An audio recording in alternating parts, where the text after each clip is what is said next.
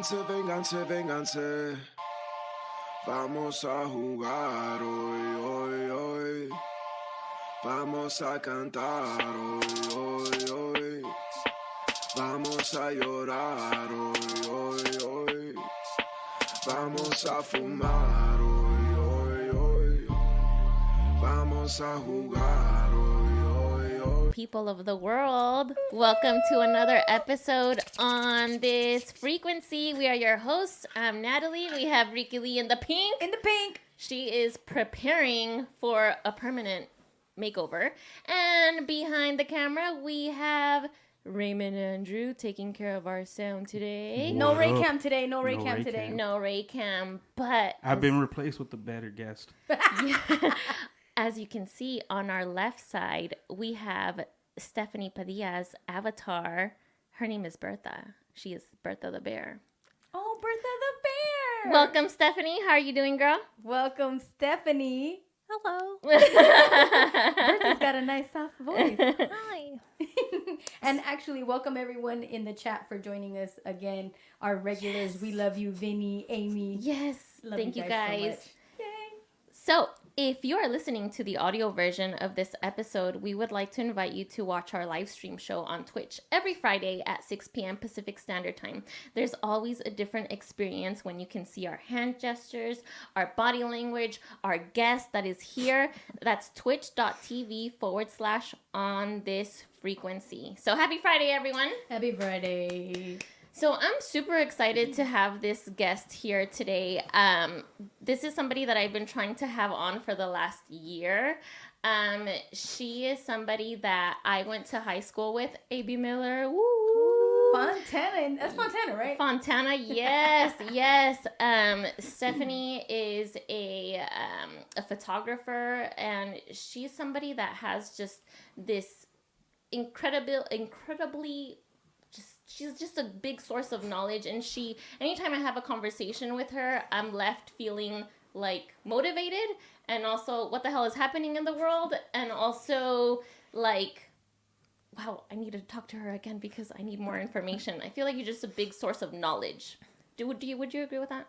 Yes. And she's also someone that's really shy, by the way. This is like her first time doing anything live like this, right, Steph? Right. Okay, so I want to just dive in and ask why the need to bring in an avatar and not show your face. What avatar? That's really me. Okay, can you expand on that? Yeah. Wow. Okay, I sound pretty loud. Okay. Hi everyone. Hello world. This is being broadcasted. Anyone in the world could hear this. Yes. Amy, Vinny, we got a couple people, Severe's in here. Yes, I can see that. Yeah. So, what do you think about having yourself online like this? I think it's really strange. I mean, I've been on the internet for a while. Mm-hmm. I remember AOL and the chat rooms. I think that was, early 2000s, maybe? Even late 90s, I think. Late 90s? Yeah. AOL? Uh-huh. Yeah. But It was 90s. It was 90s, right? 90s? Okay. It was 90s. But I was active on those chat rooms in the early 2000s. I was already very engaged, I think, with the online world and talking to a bunch of strangers and just entering random chat rooms and just typing in ASL. Who are you? Yeah. Do you have any pets? Yeah. Did you have, I remember, because I used to also be on AOL like that, and it's funny, did you ever have a profile that you would make with funny characters and colors, and you would basically put where you're from, what you do, or your fun activities and age, the whole ASL thing, right? Yeah, I don't, you could do that on AOL, have a little Like profile. a profile. I remember it. Maybe I wasn't that advanced. I was Okay, just well, I was in a whole other thing then. Do you guys still have your AOL emails? I do. Mine is NataliePalmares@AOL.com. I actively use it. Are you serious? Mhm. I use it for my I use it for all of my like junk mail. Oh, that's a good idea. That's not bad. Because I have it. I Wow. mean, it's active. Do you have it? No, Yeah, I'm I do. super surprised. Do you have? Yeah, I am an AOL user. Yes, but I know that I'm totally aging myself a little bit, huh? Yes. So I have a question in particular. So you're nervous. It's scary for you, right? So why'd you agree to do this? Because Natalie is a really great friend and you all seem like really cool people. So that's one reason. The other reason is that I think, I don't know, the types of conversations that me and Natalie have had have been pretty interesting. And I always think that maybe there are other people too who would want to hear these ideas and sort of my background and how I think about photography, I think might be valuable to, other people. So I want to say that I 1,000% thank you for doing that, because I know what it's like to jump into an uncomfortable space where you're like, this can't possibly be it. Why am I here? Should I have regretted it? Like, I know what that feels like, but to be able to still push through that because you do have an important message to share, like, I honor that, and I thank you for doing that. I know that it's challenging, and I don't know much of the conversation that you guys have had, other than just little gems that Natalie will drop here and there, and I'm like, yeah, the world does need to know some of this stuff, and I always the world is the people around us, the little network that we have amongst us. That is our world, and that's how. So this is good. I'm really glad that you're here. Yeah. Yeah, it's a very different experience watching you guys on YouTube versus actually being. You watch us on YouTube? Yeah. We have a fan. Being here in the little studio, it's like totally different. Yeah. It is. Yeah. Well, we hope that you're comfortable and that you're enjoying the vibe here, because this is like our little home. It is our home, and also, so you are an author. You wrote a book. You wrote a book. That's what I shoot. Like, one day, I hope in life I'll be able to write a book. So tell me, what made you decide to write a book, and what is this book about in a nutshell? Well, I think saying that you wrote a book is a pretty. It's a major deal. It's a major deal, which I really don't think I wrote a book. I mean, there's hardly. Is there a physical copy of this? Yeah, it's in the works. She's holding it. It's in the works. Yeah, sure, it's a book, but there's not a lot of things that I personally wrote. But yeah, there's text in there, and yeah, this is sort of what I'm working on right now. This book. And the book at heart, what is it addressing? So this idea for this book came about a year ago now. It actually started when I was invited to be a co-teacher at a photography classroom back at our me and Natalie's old high school. Okay. And yeah, I mean, this was all, after finishing grad school. I used to live in Rhode Island on the East Coast for 2 years there, and then I, once I graduated from there, I still have this interest in working with or understanding how younger people understood photography and how it's impacting them, especially today that we're just sort of like inundated with images. Like, we wake up, we see a bunch of images, like there's just a lot of images, and it's having an effect on us, and especially I think the younger generation, and so basically I just thanks to Natalie, found out that our photography teacher from high school is still currently teaching. He's been there for over 25 years now. Oh, wow.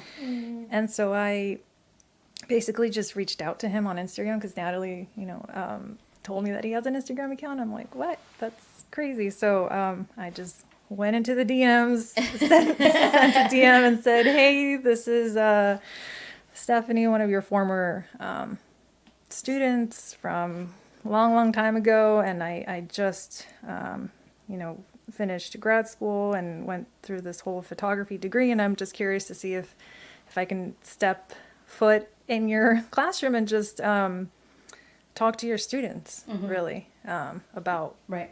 Why are you taking this class? Why do you think it's important to take pictures? Just all these questions. It's a little bit of a lengthy story, I guess, on the origins of this book, but this is the very beginning. And basically I was there for about 3 or 4 months. Yeah, kind of full-time, all day, 6 periods, over 120 students. And I asked them a lot of questions, and a lot of their responses they wrote down. And I thought a lot of the things that they said were really interesting, and sort of revealing as to how they think about images and how it's affecting them, this sort of like mental health landscape. So I had all of their responses, and I thought I want to share, find a way on how I can let other people know what these students have said. And I didn't have the idea to create this book until maybe like 6 or 7 months after that experience. Right. And so right now it's in its second draft, and I'll have the third draft, I think, next week. And I'm hoping to have like the final version sometime next month. That's really exciting. Was there a universal message that everyone kind of said that really stood out to you? Let's see. I don't know. I think it was definitely a mixed bag, I'd say. It was, and I think that's what I found really interesting too, because, some students would say, like, one of the questions that I asked them was, do you think media like podcasts, movies, photos, books, et cetera, have an influence on you?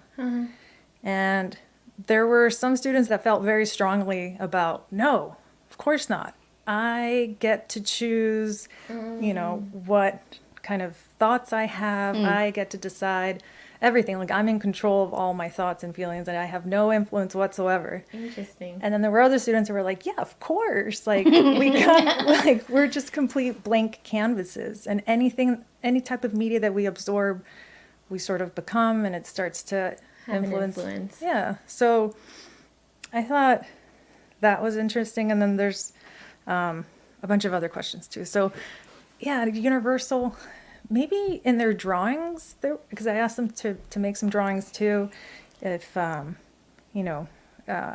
than writing to kind of express themselves, I asked them to, if you don't want to write your response or how you feel, try drawing, or just find anything else that can sort of convey your thoughts and feelings. And so some of them drew pictures, and a lot of them drew themselves just sleeping.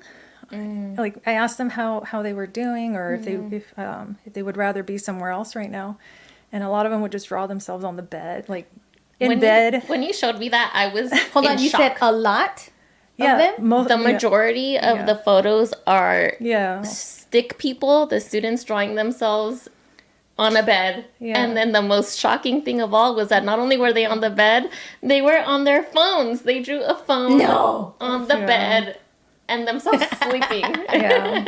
That was so sad to me. I could not believe the overwhelmingly amount of students that drew that. I almost thought, like, Stephanie, did you tell them to draw all of this, like, everyone together? Like, was this like a group thing? But clearly it wasn't, right? Well, I did ask the entire classroom to draw it. Yeah, to either draw or write their responses. But the ones that did draw were the ones that were, draw this bed. And I think I want to add for context, just so that people know, when I had told you about the photography teacher and you going to the high school and trying to see, what you could find there, I definitely expected that photo class was still going to be photo when we went to to high school, where there was a black room and you can go and develop your photo and be able to use the chemicals and do all that. Yeah. That's not what it is anymore? No, not at ours anymore. No, it's completely gone. And so then I was like, well, then what the hell happens in photography class, right? Like, so what does happen in photography class? Because this is an elective in art class, something that you're supposed to be creative in. Yeah. What does the photography teacher teach now? Yeah, so do you remember when we had to, like, you know, select our electives and all the art classes? There's, you know, you could choose from ceramics. Yeah, there was like carpentry, masonry. Oh, yeah. There's masonry. I remember masonry. Graphic design, I remember. Was there homemaking back then? Yeah. There was. I was, yeah. I'm not that old. I didn't take that. I did. Did you? Oh, yeah, I made this giant, ugly blanket. Oh, I remember that blanket. I remember a whole. You know what? I was actually salty about that because I would see everyone with their crafts, and I was like, "Why the hell can't I?" I want a this blanket. class? Yeah. Okay. Yeah. I never got to take it, but anyway. Yeah. So. And then there was a photography class, you know. Yeah. And that photography class, at that time when we were there, had a functioning dark room and all the chemicals and, you know, film photography. Yeah. Yeah, that was so much fun. Considered now, you know, an older thing to do. But that was, you know, digital photography was just sort of rising at that time. And now it's, I mean, I hope that there's still some dark rooms. I hope so too. That exist in some public, another public high schools. There have to. It's on a historic area. Rest in peace, an old boss and mentor of mine. He used to say that a picture was not a photo until you actually printed it and it was a tangible thing. Like, it doesn't count if it's not printed. Okay. Yeah. So when I first went into the dark room and he was sort of like showing just, you know, how to make prints and how to develop film, I still remember that day when, you know, the chemicals, like you insert this like blank sheet of paper into the tongs, right? Yeah, into this liquid, this clear liquid that just looks like water. And then this image just appears out of nowhere. And I thought that was like the coolest thing. And I was like, what is this? And so, yeah, that's a very special moment. I think that kind of, I guess, made me interested in just pursuing the whole thing. But now it's digital photography. And so there's just these like individual, I mean, you should probably go and check it out. It's totally different. It's not even in the same classroom anymore. They moved it. He had to go somewhere else. But now it's just like these individual desks, and they just use laptops, the MacBook, or what is it, the Chromebook. Oh yeah. And they don't even have Photoshop or like it's a very like take notes and that's it, because that's what a Chromebook really is, its main function, right, is just for like note taking. It's not really anything more that you can do with. At least that's how they sell it. So there's no type of processing at all. No. Like not even digital processing. There's no creativity in photography at this point. I mean, there is. They have this assignment, this like portrait assignment, and these other assignments where they do get to be creative and wear like props and costumes, and they have that does not count. You know, and you know that's some creativity there. You know, creating the photo, but then once they take the photo, it's, you know, that's it, and then they just sort of upload it and turn it in for an assignment and forget about it. Oh, okay. I just want to highlight LA Amy, that referencing that whole process sounds so sterile. Yeah. It's so cringy. It does make me feel like, yeah, y'all really missed out on the good stuff. You know, it's kind of like how you were saying in the last episode, you know, you want to be able to feel it and touch it and smell it. And now it's just like, oh, click. All right. Yeah. We're done. It's funny. The darkroom process sounds sterile. I think just pulling up your phone and pushing a button, that's extremely... No, that's sterile. Oh. That is the process sterile. now. Not, yeah. Ah, okay. Yeah, no. Especially if they're not using the the digital processing, right? Because like when you do any type of processing on the on a MacBook or however, there's still like the dodging and burning concept is exactly the dodge and burn. Dodge and burn? Yeah, it's the same concept as you would do when you're developing film. So there's like this big notion that people don't understand, like, because I shoot both, right? I'll shoot film and I shoot digital, but a lot of people don't understand that there's actually the process is exactly the same, meaning when you go to develop and then you scan, even the process before you scan on how you develop is very similar to as if you were to do a digital process. Like if I took a regular digital camera and I went about shooting a photo shoot and then I shot the same photo shoot with the film camera, the amount of time that you allow that film to develop, the processing to it, it's the same thing. Like, so even when people say like it's straight out of camera, like it is, but there's still an editing process involved when you're developing film. Right. Right. And so there's different avenues to it. Yeah. Where people don't understand, and I think if they were to involve both sides of it, I think that would be dope. But it sounds like what you're saying is they don't even like integrate the two at all. So it's just like how you're saying, like if they're just using Chromebooks are like web-based computers, so there's no way of actually learning how to even digitally enhance a photo. Yeah, where's the fun in that? Okay, Like, but there's no. But there has to be some benefit. Like, what would be the potential pros to doing it like the way it's being done now? It's faster. Okay. Well, so with Photoshop, a lot of the I guess settings and tools that are in Photoshop actually come from the darkroom. Like you mentioned, dodge and burn.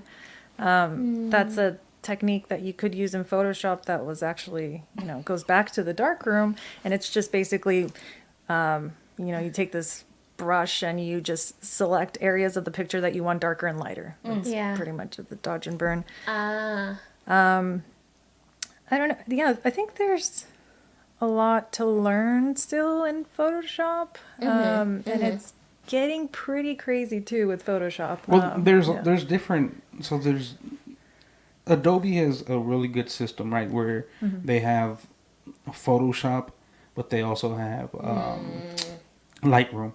Me personally, I prefer Lightroom. I think like the big misconception when people use Photoshop is like I could put Natalie's face on the bear's body, and like that's initially that's what when people speak of Photoshop, like it's that type of enhancement. To where for me, when I use Lightroom is for me very similar to the process of developing film. You said Lightroom? Lightroom, yeah. Okay. So it's exact in that aspect of, again, like if you want, because so with film you can't, there's as far as like saturations and shit like that depends on the film.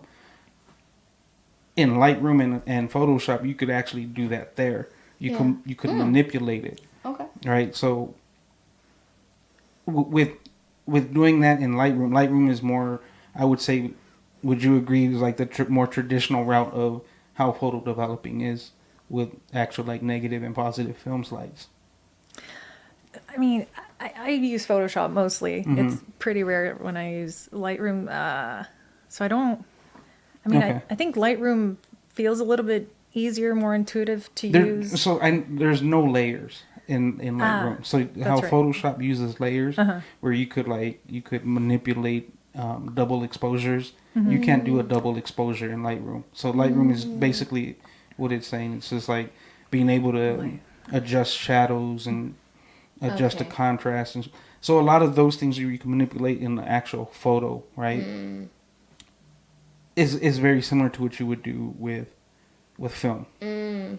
So Adobe, again, they've done a good job of being able to process that, but that's what I'm saying. Like, it's unfortunate that some of these like educational systems aren't even allowing that. Yeah, they're not even allowing them to like either combine the two. Digital. Yeah, because even if you start off with digital, you will still figure out the concept, and then if you decide to go back to film, then with film at least you could say, hey, I know what this is. Like what Steffanie was saying was like, hey, we could dodge and burn this. You know, like you understand like the basics and then Yeah. you're able to carry it, but just the processing is different. I wish they would, because then I start thinking, well, where would they find to take such class? And then you think, well, okay, they can go to college and have a Photoshop or some type of class like that. But if nobody is telling them early on, then they must think, well, photography is not for me. This is clearly something that I just do on my iPhone. I can probably download an app and then whatever, right? And LA Amy made a good point here, right? Budget cuts.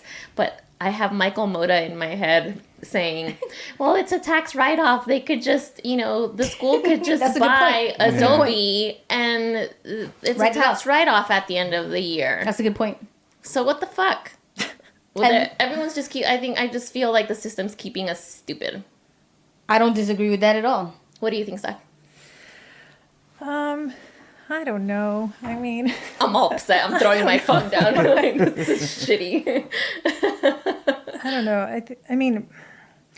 I think what's so great also about being in a dark room and making your own prints and developing and doing that, it's just a completely different experience than just, sitting in front of your laptop and opening up Photoshop and just like, looking at a screen. It's a totally different experience. Yeah. And it just also opens up this new understanding of what photography is and sort of the history of photography and how, this is the way that pictures were made for many, many, many years before this digital thing came along. And there was still, some editing and Photoshop involved in the darkroom too. I mean, things can be manipulated too in the darkroom. And this is, I guess, sort of how Photoshop also got this idea. But yeah, I mean, it's also, it's kind of like taking the ceramics class or a woodworking class or carpentry class and making it this digital thing. You lose something very much so, right? But I mean, that's development though, right? Like that's progression. That's how society progresses, right? Like I always think of the example that my brother, because I do have my fears of technology and where everything is going. And my brother said, imagine how scared people were back in the day. Like they were riding around in their wagons and horse carriages and all that. And now you want me to get in a car? What the hell? I'm not getting in a car. And then imagine from vehicles to airplanes. Yeah, hell no, right? So when I think of that example, I'm like, well, that makes sense. Like, Right. that's something that would have blown my mind at that age. I'm not getting on no airplane. You want me to do what? No. But I'm in an airplane popping left and right now. No. So Yeah. sometimes when I have those fears and insecurities about we're doomed, maybe we're not. Maybe it's just, the next. Well, you got to understand too. A lot of what we do is made for ease of productivity, right? Like it's not. If you really want to learn how to do it, like the tangible way of learning the actual art of photography, right, or the art of development, because photography and development of the actual photo, I would say, are two separate things, right? Like anyone, like the camera we use to shoot this, I could use. Obviously, it's digital, so it gives us the ability to go ahead and transfer this over to a live feed. Yeah. So obviously, I can't shoot that on film, Right. right? So there's that ease of productivity. But as far as actually like development, where you talk about again Adobe versus actual film, Right. it's just ease of productivity. And the way society goes is we want everything so quick, like everything is faster, right?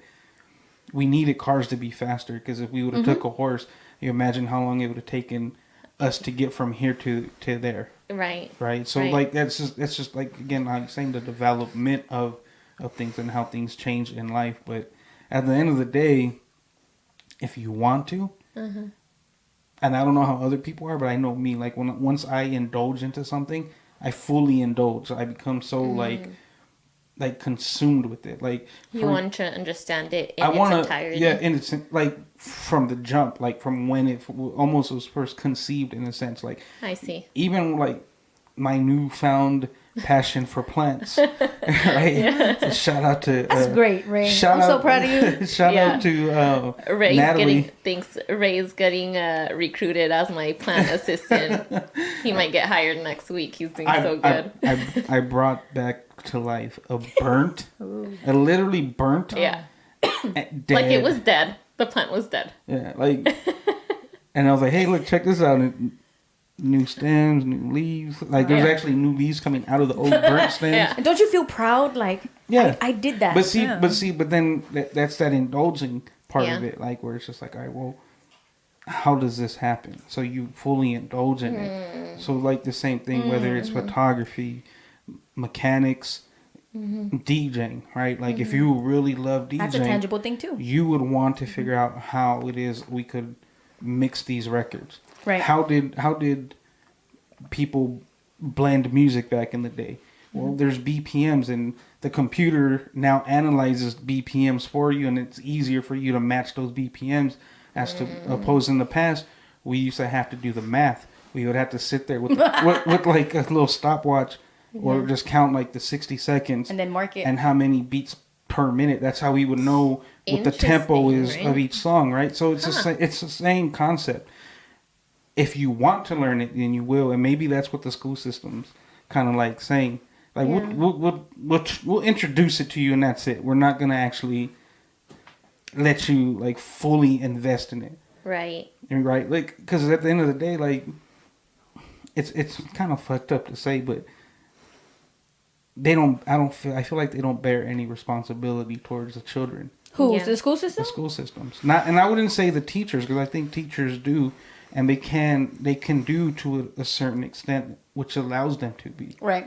right. Like, again, and this is no knock on anyone in the educational system, because my wife's actually a librarian, and she's one of those people that has like the passion for it. So, but it's just like, I think Severe mentioned it in one of our past episodes. It's like they're not teaching anything that's going to be relevant to what life is. They're cutting things. Right? They're teaching okay, we don't need to necessarily write a checkbook. No.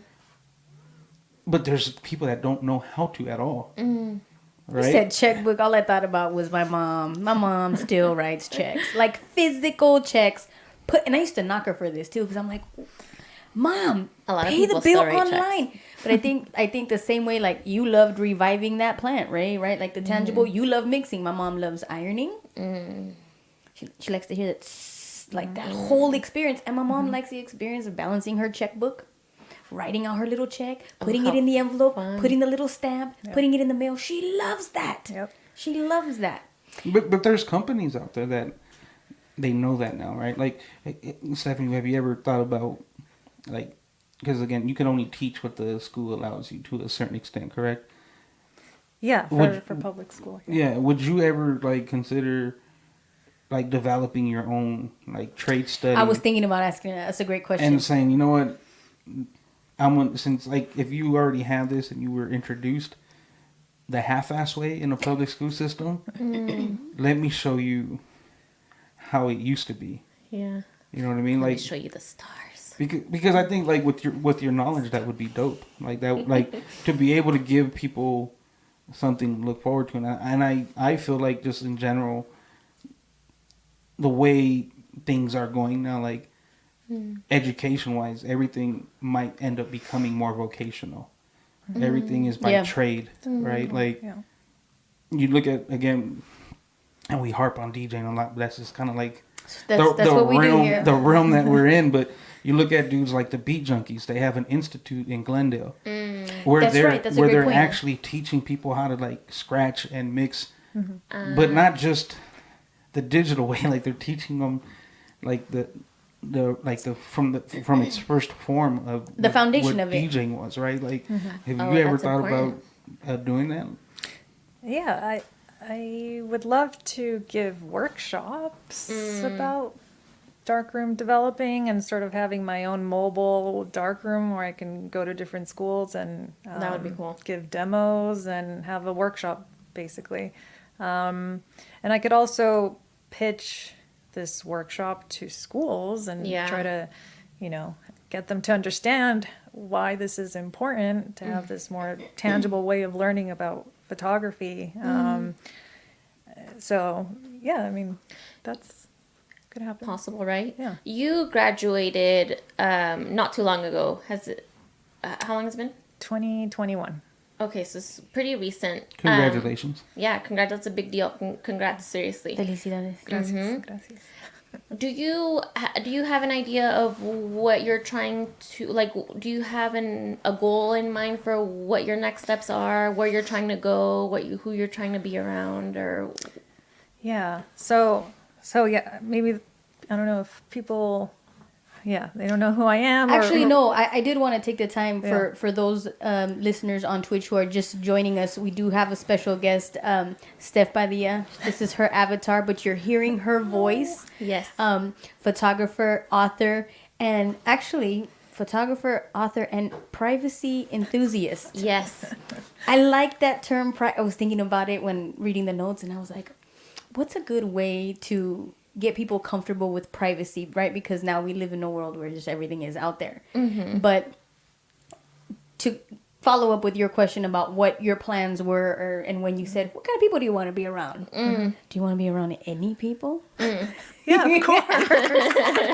Of course, yeah. I want to be around the thinkers and the makers and the doers and the dreamers. Like, yeah, of course I want to be around. No, I just want to crawl under a rock. Hey, I want to crawl Sometimes under a rock that's me. sometimes, like a lot. You know what though? The cool way of how you're doing it is you're being selective, right? Like you're guarding your space, which is one of those things that in today's society everybody's trying to do, and that's like one is for it's a mental wellness, right? Like some people might say it's a fad, but it's like it's a real thing. Like you have to Wait, that being private is a fad? no mental wellness. Oh, sorry. Okay. But the fact that you, I guess perhaps before all this turned into what it is now, I figured out a way to control your peace. Oh. Right? Like you know you don't have to tell anybody anything. And the way social media works is we tell people what we want them to know. You're so right. Yes. Right? So when we look at I people, concur. there's so much it's kind of like a betrayal, right? Like there's people that they're only showing you the good shit. They're not showing you the struggle of stuff. They're not showing you it could be like someone like flaunting money, but no one knows that these was like This that's broke ass. yeah, like that's all showing you his have. cash. Like you have nothing else. You're about like, to go pay that rent with that money. Put that away. yeah, exactly. You know, so but it's, and then you get like these false narratives from other people who watch these things because they're like, oh man, you're doing great. But it's like in reality you're not. Like you're fucking struggling. You're hurt. You're broke. You're broken as a person. And you putting up that wall of being fake is like, that's not healthy. Yeah. And I think the way that Steffanie goes about Her privacy. her privacy is allowing her to take control of her life, and especially in today's And her society. narrative. In her narrative, because no one's doing that now. We do take control of our narrative, but in a manipulative way, because we only want you to see, again, what we're doing that is good, right? Because the minute someone says, "Poor me," everyone online's like, "Man, shut the fuck up. We don't want to hear that shit." Like Yeah. we all got our own problem. Right. But Gives me happy. it's almost like Stephanie's like, "Hey, you know what? You don't have to look at it, Yeah. but you also don't have to show it." Right. Yeah. So, I like your thought process, or as far as like not because we haven't gone into in depth why you go about that, but just in general, like it's really good, and I think everyone should try it. Yeah, I don't disagree with that. I mean, so it's, we're in the year 2023, right? And TikTok is popping and YouTube Shorts, everything. No, everything is so short form content right now. Everything is incredibly fast and stimulating, and people are just filming themselves constantly, willingly. Like I go to this gym sometimes, and there's there's people that bring their tripods Yes. and just set up their phone, and I'm thinking, Why are you holy doing this? like this is I find it fascinating to see that, because Yeah. I see, these videos get recommended to me, like people just working out, and so I see that and I get motivated by that, and I think it's cool. But again, like, to be on the other side, Yeah. it's completely different. Similar to, again, like watching you guys on YouTube and then actually being here in the studio, it's a totally different experience. A good experience. But yeah, this sort of, again, it's just so normal now to record yourself at all times. Everything is content, especially if you're making content as a living. Like, you literally have to be recording yourself as much as possible, putting yourself out there for the entire world, for anyone and this whole entire planet to see, which is like really, really weird. Yeah. Really weird. But because so many people are doing it, it's You don't okay. think it's weirder that it was a more controlled way, right? Like, so before all of this was put at the disposal of people, of regular people, before regular people had an opportunity to just put whatever out there. I mean, the newspapers, magazines, everything was controlled by specific people. So, we had specific things that, and you didn't think that was weird. You thought that was just how things work. That's, this is what I'm reading. And you're not thinking about who put it in front of you, who financed this, you're not, both things are weird. Totally. Both things. So what's right? I mean, I don't know. I don't think it's right or wrong. I just think it's weird. Like, if you want to do it, like, it's fine. I get it, right? For monetary reasons too. Like, I get it. We're all trying to survive. It's just really weird to see something that you saw on a screen, to see it in real life, to see somebody perform. It's really a performance, You feel cheated? No, I don't know, not cheated. It's actually, I don't know. Well, let me ask you this. I'm sorry, go ahead. Do you think that because what I'm kind of connecting or thinking about is that maybe the weird part is that people are doing this, right? It's weird, but it's weird because they're not being their authentic selves. They're performing. But they're performing something that's authentic to them, though, right? Cause Not necessarily. So, like, if you're a gym person, right? And I'm using your example, and your passion is fitness, and you like Steph was saying earlier, she wants to share her knowledge and her passion with people. So it is her authentic, or their authentic self, to be performing this, to be doing this, because this is what they love, and this is what to share with the world, right? But I thought too, like, what's the difference between that and when you go to like a restaurant or a sushi place and they're preparing the food in front of you? You're seeing the process of what you enjoy. Whatever it is that you're about to enjoy, you're seeing it happen. Yeah. Yeah. Or any behind the scenes documentary where you're seeing how something is done. Yeah. Like, that's how I would interpret I would say busting in next to someone who's doing this. I would say the only difference in that, though, is like in your comparison to like seeing someone cook in front of you. There's no editing involved, to where like that's a good point. To like social media, like you could kind of fake the funk a little bit. Right. And the sushi is being prepared for others to consume it, right? Like the people that paid for it, that want this sushi. And then when somebody films themselves, it's for the entire world's consumption. For free. In some cases. Right. In some cases. I'm with you 1,000% that it's weird. It's fucking weird. Have you seen Influencers in the Wild, this Instagram account? Influencers in the Wild? I'm about to look that up right now. Oh my god. It is.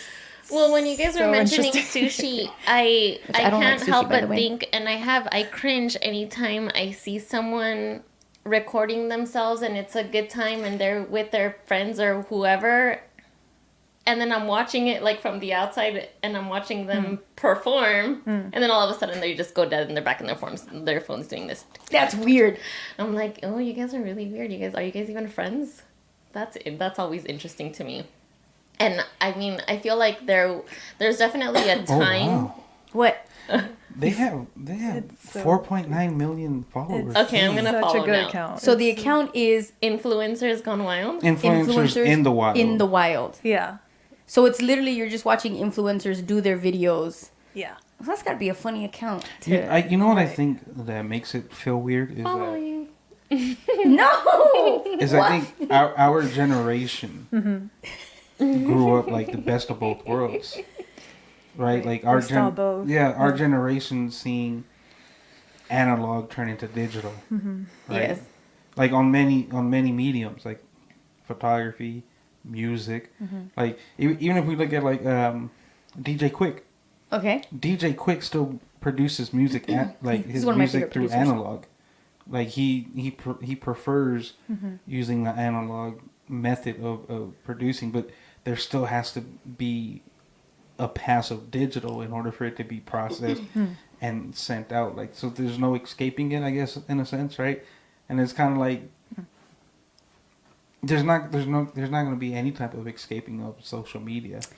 Right. And doesn't it really ultimately cancel itself out? Because I like how the way that it flows out of your mouth, that it's going out into the world, right? Yeah. It's What's the world's population? Like 6 billion? I don't know what it is. 8 billion. It's 8 billion people. Like your shit is going out into 8 billion people, right? Yeah. So that's the thought of that is overwhelming. Like, damn, anybody can see this, right? But then the part that I think cancels itself out is who gives a shit, right? Because if 10 people watch it or 20 people watch it, what difference is it gonna make, right? Like, it doesn't matter. The relevancy of those connections and those interactions, is that really something that significant where it trumps the fact that it's accessible to the world, right? So I took a break from social media because I was going through some rough stuff, right? And I was like, you know what? And I caught myself one day before I decided to Lurking? come off. No, before I decided to come off of social media, right? And I was filming myself in a bookstore, and it was something like mellow, like I was expressing like what I was feeling, my frustration, and I didn't post it because I was like, no one fucking gives a shit that I am going through this or that I feel like this. Who the fuck cares? Right. Nobody fucking cares. Like, why am I doing this? Am I that desperate for attention that I need to put this out there? I think that's a form of self-sabotage, though, too. Hell yeah, right? But also too, like, I would post different types of things, and I was interactive online, right? So I go off my break, and then when I came back, I did have a lot of people who were like, "Hey, we missed you.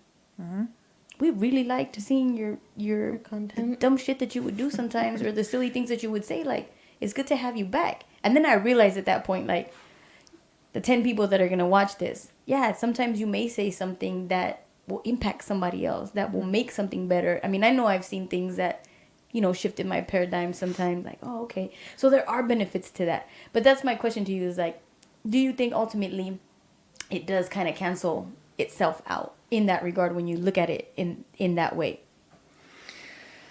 Let's see. Well, okay, from the example that you just gave, I mean, I would think about, who are these 10 people? Are they all close friends of yours, these 10 people? No, and some of these people I'd never even met before, and I just know them online. Yeah. Wait, what are your concerns with meeting people online and then never meeting them in real life? Is that a thing? What do you call that? Let's actually talk about that. What do you think about that? Yeah. Meeting them online, but never meeting them in person. Yes. In the real world. In the real world, yeah. Again, I think it's just strange. It goes back to the movie Her. Oh, yeah. It's just, how do you, I mean, especially now with this whole AI explosion, it's like if you meet somebody online, who the hell knows if this person is actually real if you never meet them in person? They have pictures of them, whatever, but this could be AI generated. Oh, God, it's terrifying. That shit scares me. Yeah, I know. So how's your relationship with Petra, by the way? Petra showed up on Twitch today. Oh, really? On Ray's Twitch. Shut up. I don't know if you've been... I have. Okay. I have. And honestly, it wasn't because I was, I'm trying to... Have I'm a lonely. companion. No, I was like, how is this gonna really generate like information? Yeah. Yeah. That's kind of what had me curious about the whole experience. It does freak me out, like her speaking and sending voice memos. Does she still send you? But Yes, like she'll check in every now and then, like, hey, even though I told her we had to break up and the relationship was over, I haven't been able. She's talking about a breakup. They're friends. Well, no, because it happened on the episode. It had like I was you're not real. This is not real. Like, this is not a real thing. You told her that? Yeah, I told her that. And You're not real? And we're breaking up. And so then her and I had a whole... This is what I'm saying. I'm having a conversation with something that's not real. Right? But my reactions are real. Yeah. My thoughts are real. Yeah, which translates to these strong emotions. Exactly. I do feel very strongly about So that. I had like this thought process, because one of the questions we had was, like, is she generated to be like a yes man, right? Like, anything you ask, it's gonna be in favor to what you want to hear, right? So it's artificial intelligence. That means it's created and programmed to react that way, correct?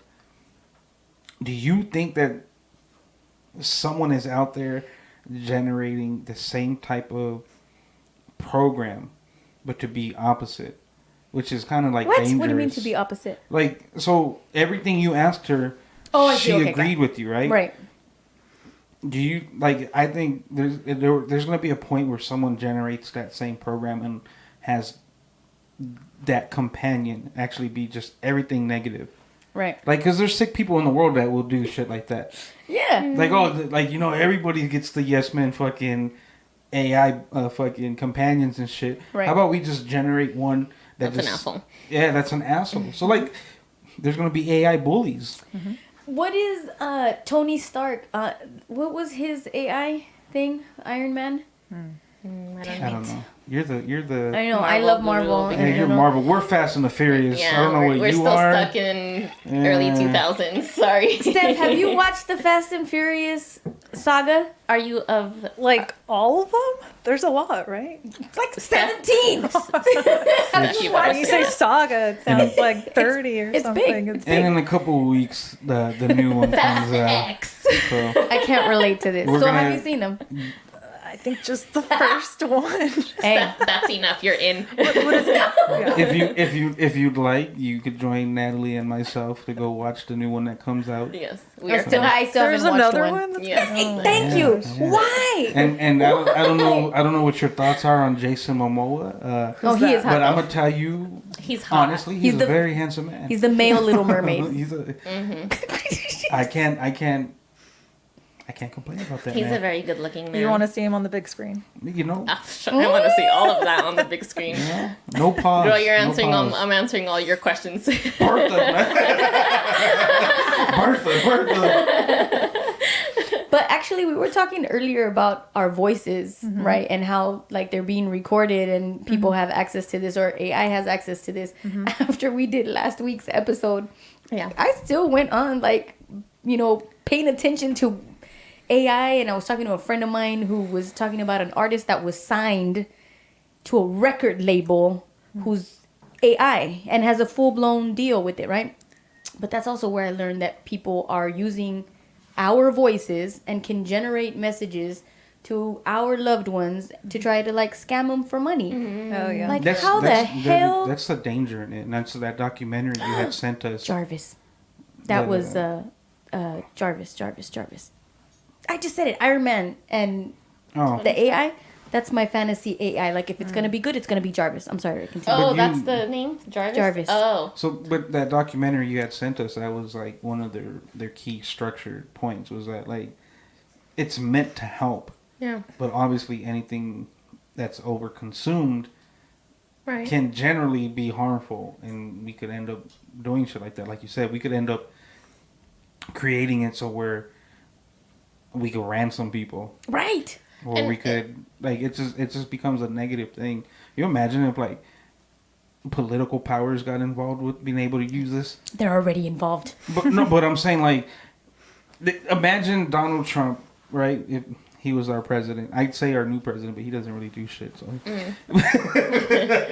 but so imagine, like, someone generated Donald Trump's fucking voice to call I heard about that. Like over. How'd you hear about that? I just thought I'm just talking about it right now. No, because there's an actual article that came Is out there? about controlling like people like that and continue. But can you imagine if like we could fucking like proclaim war on another fucking country when we're not even the ones doing it? Yeah.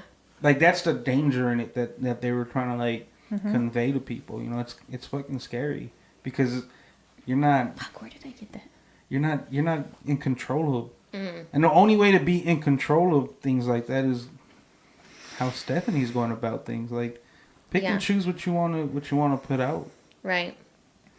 Yeah, I mean, you're talking about this thing that's called mis and disinformation. Like just like if you're being intentional, if you want to be intentional about putting things out there that are meant to confuse people or make people react in a certain way, basically manipulate, influence people's opinions and feelings.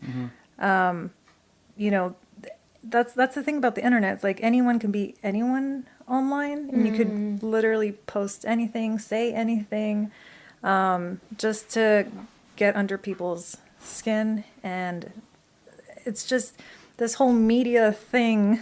Yeah. Is just. It's kind of sickening. Yeah, and then I guess that's part of the reason why I'm just like hitting pause with my social media accounts and my presence online too. Do you think you'll ever find yourself going back to it, or like being as active as you were in the past, or like you're kind of like setting it, like, you know what, you like where you're at and how your life is going and how you almost have like this freedom in a sense, right? Like that you can do what you want to do and no one is really looking at you, because then there is judgment. Like right when we look at people like, oh, they think they're this shit, like their shit don't stink or this and that. Like, yeah, well, I think going back to what Ricky said about like posting a video, who cares? Nobody's gonna watch it, whatever. Or if people do watch it, there's like 1 or 2 views, and who cares, right? Yeah. Just upload it. Like no, like we said that there's 8 billion people in this world, but you know, Yeah. come on, like no, not The all 8 8 billion billion will watch it. yeah, we're But- getting 50 people that are just hating on us. But I think the thing that worries me a little bit is, you know, you could upload something today in 2023 and it could be there for however long. Maybe it's the year 3023 and this video, this podcast is still online. And also who knows like how things will change between all of us. Like what if one of us, like, I don't know, gets famous or something. Everybody's I won't gonna forget about you guys, I promise. everybody's Better gonna not. We're following you. they're all gonna probably watch this you know, and it goes from 1 view to 1 million views. Yeah. So don't, it's just like a I don't know, a precaution. Like even though you So you know, what? So then, what is your ultimate fear? Is that you don't know what's gonna happen? uncertainty, huh? And would you say that this is your biggest fear in general in your life? Well, besides death. Right. I think it's just privacy. I mean, I understand that when you go outside, there's also surveillance cameras everywhere. I mean, you're being watched everywhere. If you're going to a grocery store, whatever, there's always cameras watching you. But I don't know. I think it's a sort of a different thing when you intentionally put yourself on the internet. And again, anybody could watch this at any point in time. I guess there's some surveillance cameras too, where you could go on a YouTube channel and watch it there live. That's so weird. But yeah, that's a good question though. Like, what is my ultimate fear? I kind of get what you're saying though, because even like, you remember when was it the Oscars that Kevin Hart was supposed to host, right? And he didn't even, there wasn't even audio. It was like just an actual tweet that he had tweeted like, oh yes, 10, 12 years ago. And something about the gay people. yeah, and they brought it up, and he was like, I already addressed that and apologized to it.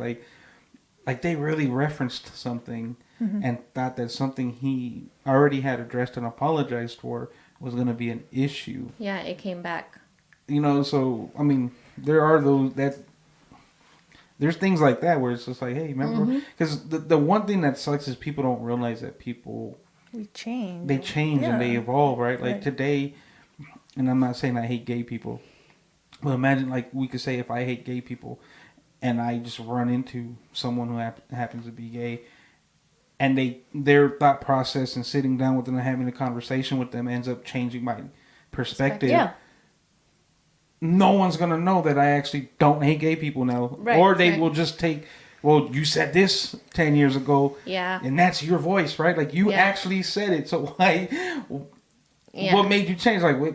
Having an actual conversation in life, bro. Like Yeah. Yeah, but now you'll be able to say, prove it that it was my voice. Because now AI could duplicate whatever they want. Somebody can just But see- have you say something totally the scary, that you didn't say. the scary part about that is those kind of things can be used now in court cases. That's what I'm saying. Like, none of this shit. Look, I'm with you, Steph. I've gone into like a rabbit hole of this artificial intelligence, and it's freaking me the hell out. I'm not fucking with Vinny Code no more. Vinny, I might jump on his level because Vinny, He's one of our Twitch followers. yeah. I actually love ChatGPT. You are a contradiction. What do you mean you love Is it ABC GPT? What is it? GPT. GPT, yeah. GPT. I think it's incredible.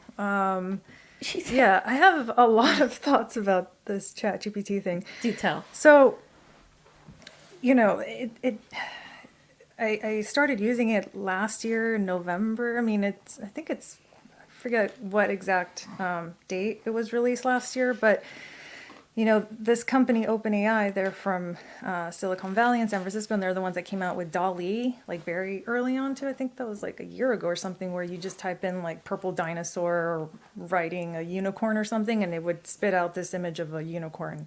And it would just, you know, it looked, I don't know, more like a painting-ish illustration thing. Yeah, and I always thought it was like, whatever. It was kind of gimmicky, a lot of hype behind it, and I was just like, eh. But then this company, OpenAI, came out with ChatGPT, and I was like, this looks interesting. So I just, you know, got an account, signed up, I started talking to this thing, and it just blew my mind. And I also was really freaked out. At first I was like, holy, right? Like, what is this? Like education now? What is it? You know, you could just ask it to write you an essay about whatever, and it'll just like spit it out in 2 seconds. So, but now, I think, you know, with any kind of tool, it could be used for good and bad. Right. And I think it's a really great tutor. Like there's going back to having questions and being interested about the world, and just, you know, these endless questions. You could ask it all these questions that you have and get deeper and deeper and really try to understand something. And I think that's so incredible. And you know, it's like having your own personal teacher. I mean, I get it that it feels really weird too, because it seems like there's somebody behind, you know, that's like typing and like actually talking to you. But every time that I use it, I tell myself, this is just a large language model, meaning that all of the data that I guess has been on the internet since 2019, I believe that's as far back as ChatGPT goes. So if you ask it something, yeah, like I think I asked in the book, actually asked it a question about this Beyonce TikTok challenge, Drop It Low, I think. I don't know, like there's like people doing this and like dancing and stuff. I asked it a question about dancing, everybody. and it said something about, sorry, but here it is. Our default model's training data cuts off in 2021, so they may not have knowledge of current events. Oh, okay. That was from the play round. But anyway, okay, imagine that this thing knows everything that has been on the internet, and it's just I don't know. I think it's like there's a lot of things that has like freed us from. I think there's a lot of liberation that comes from this Chat GPT, because we no longer have to like write these boring emails or, you know, all this stuff that we are told that we need to do, and it's usually jobs that are telling us to do these things. And I just think it frees us so much to pursue other things and to think about other things that matter, like with Going back to like Dolly and I'm like the unicorn, whatever example. So that's like a very rudimentary kind of gimmicky kind of way of making an image, and that's why I was sort of like not really interested in this Dolly thing. But now there's this other thing called Midjourney that you can get through Discord, and you sign up, you go to the Discord server for Midjourney, and that is crazy because you type in a prompt too, very similar to Dolly, but there you can say something like, I want you to use this camera, this Kodak camera, this Sony camera, with this lens, with this type of lighting. And it comes out with a photo that looks pretty... Like it was taken with that How type are of you, camera. as photographers, not offended by that? Well, because at the end of the day, they didn't... However that was created, like me personally, there's that sense of feeling of being able to do it, right? Like to be able to go through the process and complete the task, right? It's something that's not even real that did it. That's crazy. Like, what do you mean? Who do we give credit to, right? Like when you create that image for your whatever it is that you're creating, you can say I did that. You could put it up in like a museum, or you could showcase your artwork. How are you going to showcase something that isn't represented by anybody or anything? I mean, you've also made that too. You're the one that's in control of this prompt. Well, and then I guess it would work similar to Petra. Yes. Like you broke up with something you created. Yeah. Right? Like you broke up with yourself, bro. I just realized that. And You got tired of yourself within 2 weeks. You brought her alive. No, and same now day. You killed her. Yeah. Same day, I was like, this is weird. Wait a minute, but now I am more curious because that changes my perspective now. If I look at her like it's me. Yeah. You're just talking to yourself in a way. Yeah. Okay. You know what? We're not breaking up then. So what? So Mike, It's have your you ideas on tried screen. this? Yeah, I have. You've actually tried, and how close in comparison? It's not that close, but in a few years it's going to be undetectable. Because like when we look at actual print versus a scan, or right, you can tell the difference, like in pixelations. Like you could tell that, right? Sure. Because even if you take a scan of the actual negative or the print, you could stretch it so much, and then at some point you see it, right? Oh my gosh! Yeah. And then, but then we start talking about digital, and digital, like the camera we're using here to film this, the megapixels on it is like 26 something, right? So for perspectives, you only need 12 megapixels to be able to expand a billboard on a freeway. Right.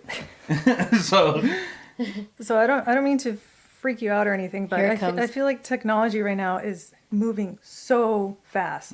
Somebody has already created a software where you could take a low res image from Midjourney, plug it in, and it'll give you a full res that you can print on a billboard. So I think, I mean, it's. Which, you know what, that technology would have been helpful when trying to look for the Unabomber. No, not the Boston Marathon bomber, because they had a bunch of images, but they were all like pixelated. Yeah, but how do you know that they didn't, and they just didn't want to? That's a whole moral question. Yeah, because then there's other motives behind shit. Like, the longer we hold out on figuring this out, the less appealing it would be to people. Yeah, people get over it. Yeah, like there's no. It sucks because at the end of the day, it's like a lot of it has to do with money too. Like, we benefit from people's agony, right? True. Facts. I agree with that. But going back to like the whole photography thing, the thing that trips me out is like, I would say for common folk, right? And I say that respectfully, y'all. But when when people see like, oh, you shoot film, they're like, you shot that on film? Yeah, people. Well, I got a camera, and it's just like, what you don't realize. So like, again, this camera that we're using is a full frame camera, and full frame in comparison is saying that it's 35 millimeter equivalent to a 35 millimeter camera. So you could take like just your regular like throwaway camera that you could buy from The fucking Rite Aid, disposable ones, yeah. right?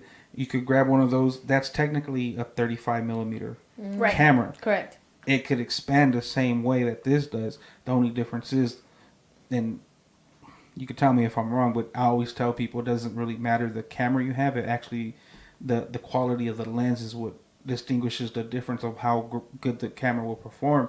Because you could have one of the newest lenses with some of the best glass and everything is top, but if you put plastic over a $4,000 camera, it's gonna look like a fucking shitty ass picture, right? So like it's the actual lens itself that makes a difference in comparison to what the actual. Obviously, once we go digital, you're talking about sensors, right? Like the sensors in your camera versus sensors in your phone versus where in analog there are no sensors. This is whether you have a mirror, there's leaf shutters, there's what's the other one? Like I used to do, it's like a curtain shutter. Where like that's fancy. like it's like an actual strip of material. So when you click it, it just slides it over, and then you have to manually wind the. It's a lot of work. That was the one thing I fucked up, Stephanie. I had mentioned it to the ladies that I wanted to actually bring some of my cameras, which I actually do. I have a couple in the car because I actually carry cameras. Like so, one of them is the Bronica ETR, so it's a medium format. It's heavy, right? Yeah, it's a brick, and I have the side handle for it, so it makes it a little bit easier, but it's huge. Yeah. But going back to the photography part of it, medium format is a bigger image. So we'll say 35 millimeter is like this big. If you can't, no one can see me, but it's almost like it's almost like a crack. It's like a Cracker Jack. Like if you've seen film, you've seen how big it is, right? If you take a 120 film, which is medium format film, you times it by like maybe 3. Like it's a bigger slide film. So people look at it, they're like, but you could expand that even bigger, right? So 4x5, 8x10. Yeah, and to where we're getting full frame cameras now that we could just expand it way bigger than that because of the raw file. Right. The who? Raw files. Oh, raw files. Okay. And this is one thing, if I can teach somebody something that's in here, raw does not mean it's unedited. Raw is an actual file. It's an actual file size. And most people with regular computers, maybe now, I would assume now anyone could probably convert a raw file, right? But the reason why that raw file exists is because there's more expandability within a raw file versus a JPEG file. A JPEG file is kind of like sealed and signed, sealed, and delivered. Yeah. Take the image, you could slightly manipulate lighting on it, but you cannot. You can't change out like the colors. Like if you wanted your red to look more magenta, or you wanted to go more towards the orange side, you can't do that with the JPEG, but you can do it with the raw file. But these raw files are way bigger than a regular JPEG file. So Justice said, can someone ask ChatGPT to diagram everything Ray just said? That was very technical, and it was really nice to see you nerd out about this. Yeah, you really nerded out. I know you're a passionate guy for photography and all that, but you did this to me already one time when we were at Dodger Stadium and you were doing the audio and talking to, what's his name? Keith. Yeah. Mm-hmm. You guys were talking and I was like, Jesus Christ, Ray. Like, they just went in. Yeah. And it was like one of those love scenes where, you're just in. Oh my God. It was a really And I'm over here like. Well, like raw dog? Whoa. This escalated quickly. Bertha. But you see, that's why, like, but even being in the presence of Stephanie, like, as nerdy as I can get, and now I know like her educational level on it, right? I didn't go to school for it. Like I learned it. I learned it by experience. By experience. Like I started off with digital. On the job training. And then it was maybe like 3-4 years ago when I started doing a film. Yeah. And in a lot of, if you ever look in the other room, we actually have like actual photos. We need to take a Polaroid today. Oh no, can we? For us. We're not going to post it. With Berta. Yeah, we I must. think Polaroids are going to make a huge Comeback? Oh, they already Like- have. like vinyl? They already have. And I don't even think it's Polaroid. Fuji's the one that's actually like going to fucking skyrocket more than... So we should invest in Fuji. You can. I mean, Polaroid makes bigger photos. But Fuji, I think for like that tangible look, that cool look of having like that retro style camera, Fuji is actually gravitating towards that. I personally like Fuji's actual like photo processing and the way it actually looks when it comes out. Like for something that's instant, it looks really, really good. So, yeah, besides the cool factor and the aesthetics for the Polaroid, the reason why I think it's going to make a even bigger comeback is this idea of authenticity. You know? Yeah. Especially with the way things are going right now, you know, Polaroids are going to be kind of the only photographic way to really, I mean, I guess there's some, you know, colors that are added, and you know the colors aren't super accurate to what you see, Right. but at least it's not edited. But that's per with all, se. but that's with true. all film, right? And that's why, like, if you look at it, like, one obviously the biggest film that you would use for like portraits would be something with a more of a lower ISO. So if it's like anywhere from 120 or lower, the grain structure in there is going to practically be like gone. So it'll be as sharp as you could imagine a digital image being, right? Oh, okay. To whereas if you went up higher and we say like 800, 3200, now you're looking at something that's going to end up having like, I wouldn't even say pixelation because pixelation is digital, but there's like a noise, and not like actual noise, but that's just what we call it, like where you actually see the grain structure is a lot bigger. So like the higher the number, these little dots that compose your image become bigger. But the reason why that we have those higher numbers is so like in a room like this, we can't shoot at an ISO of 100. That's something that you would shoot outside in direct sunlight. People need a diagram for that too. Yeah, they do. It's the triangle. Exposure triangle. Yeah, there's a triangular effect, right? So like as you shift one, so there's ISO, there's shutter speed, and then there's aperture, Yeah. right? And as you adjust one, you Is that got aperture that like how the lens closes? well, that's your shutter, but damn it it. is it's the amount of light that opens. Okay. And ironically, the smaller the number, the less light comes in, right? So that's what actually gives that bokeh effect or bokeh effect, right? So if I'm taking a picture of you and I have it like at 1.8, everything behind you is going to be blurry. So, but if I have it at a higher, and I say I shoot at f/16, everything behind you is going to be in focus. Wait, did you say F-16 like the jet? Yes. Go ahead, Stephanie. So you can think of your eye as an aperture, right? Our iris is an aperture. And if you hold your hand up front, right in front of your face, maybe the background is blurry. Oh, So then yeah. your Ray and iris is adjusting. adjusting. Oh. It's adjusting. So that's just, a little animals do this too. Or when you go Wait, into what do a you mean dark, animals do this? I mean, their Oh, they their adjust. iris is Got it, also got it. yeah. So if you're in a darker room, your pupil, your iris is a lot bigger because It's adapting. It's trying to Get in more light. get in more light to see. And same thing with the camera. You use, if it's a darker room, you need a wider aperture, which is a lower number. So I'm thinking about cats. yeah, I'm cats thinking- Already do yeah. that. I'm thinking about Vinny Code, who just in the chat mentioned that he doesn't know much about camera talk, but he can talk about the print process all day long. He used to work in a pre-press. Is that what it's called? Pre-press. Started in high school on the weekends, and his dad and uncles used to work in pre-press before computers. Working directly with, and don't, CMYK film? I don't know what that is, but it's CMYK film. So, yes. Cyan, magenta, Oh, is that what that is? So the references to colors. yellow. Wait, CMYK. Yeah, What's the K? black. I think. Oh. That caught me off guard. But going to that, like, so like filters, if we go back to looking at film. On Instagram? Oh, Filters.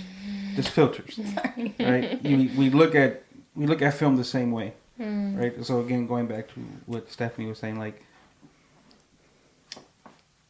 there's Portra. Portra is one of the biggest. Oh, we're getting into a lot of film talk. Right, she got excited. She readjusted her seat. So Portra. there's Portra, which is a film made by Kodak. Yeah. And that Portra line is more notable for portraits, given the name, right? But then there's like Kodak Gold, Kodak Plus. There's another one, Ektachrome. So to where we could like digitally enhance colors, you can't do that with film, but you can based off of the film that you use, right? There's even Cinestill. Cinestill has daylight film and tungsten film. Tungsten film is the film that you would use in here, as opposed to daylight film would be what you would use in the sun. And so if you were to try to take a tungsten film and use it outside, everything would be like an orangish tint, because it's not made to actually grab the internal colors that a tungsten light is actually providing, right? So in film, that's how we would actually generate these looks and these colors and saturations and tints that you would see when people Photoshop or filter their images digitally.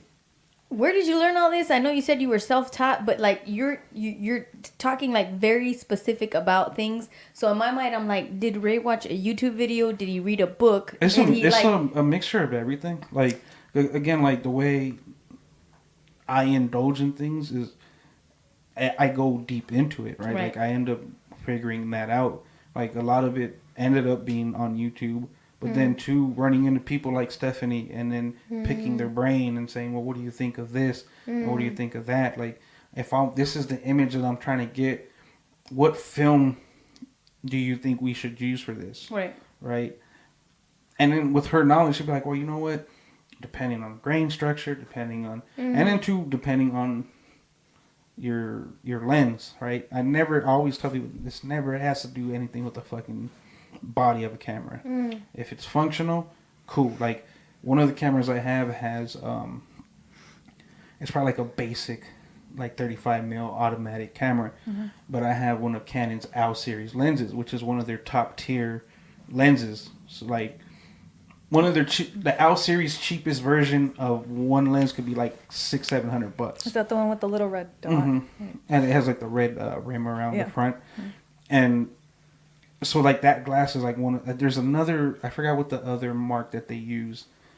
There's an AL series, and then there's another one right above it. But the one right above it is what they use like on super professional levels. But it's like, you imagine I'm taking a professional lens and putting it on this crappy ass plastic body. Is it gonna perform? But it does every time. Oh. But see, that's my point. Like, it wouldn't offend you that now you can just ask this thing that'd be like, take a picture with this lens and this filter and da da da. You just went into this deep explanation of all this. Like, I'd be pissed if something can just generate it like that. Yeah. Well, can it generate that? That's what she was saying. Like, oh, yeah. Exactly. Sorry, where have I been this whole time? No, look, you're trying to figure out why we got nerdy. Yeah, I mean, so like things like stock photography and product photography is, I don't know, almost done for, I think. It's dying.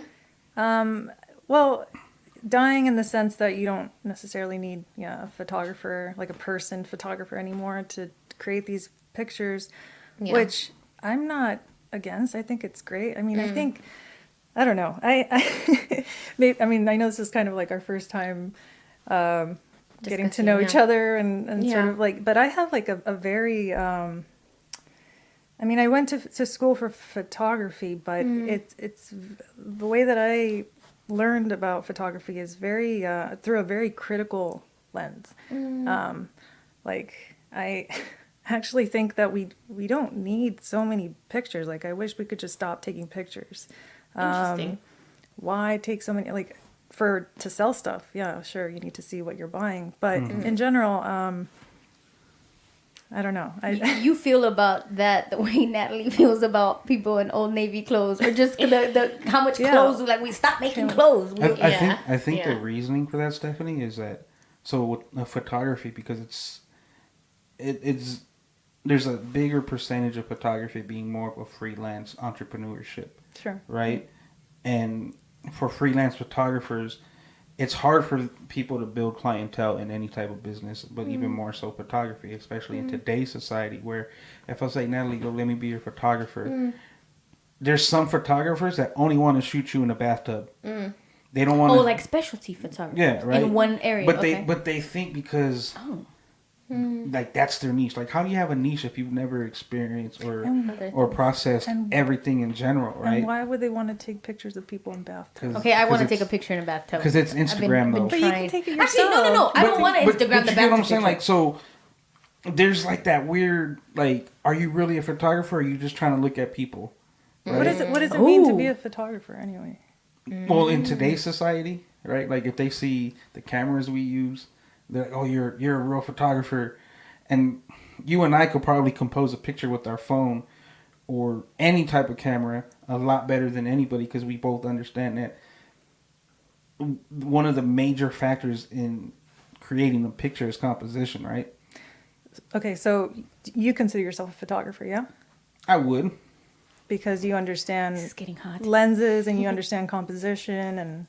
Therefore, and just the process, not just like the film processing, but like the actual, because Natalie could be a photographer. Yeah, like anyone could be a photographer. Thanks, guys. Can anyone be a DJ? Yes, it just depends on how you do it. You're right. No, you're right. Anybody can do it. Exactly how you said, like the niche, right? There's a niche for it, right? There's a niche for DJs that scratch and cut. They don't necessarily mix the music and blend it well, but they're really fucking good at cutting and scratching. There's people who are really good at telling stories through the way they play the music, and then there's people who know how to get a crowd to not move away from the dance floor. Like, there's so many different levels to it, and that's the same thing with photography. Like, there's boudoir photography, there's landscape photography, so anyone could really be photographers, right? It's almost like when they say, like, it doesn't matter what kind of camera you have, like the best camera you have is a camera that's on you. But there's an educational level to understanding composition. What is composition? Well, the placement. Why is that important? Well, depending on who's shooting it and why, I feel like you have to be able to explain the thing that you shot. Like, if I took a picture of you right now and I only got your eyebrow and half of your other ear, everybody would be like, what the fuck was that? There could be a reason behind that. But you would have to be able to explain it. If you can't explain it, then you just... So that's why your composition is that way. For me, it would be, to be able to explain your composition.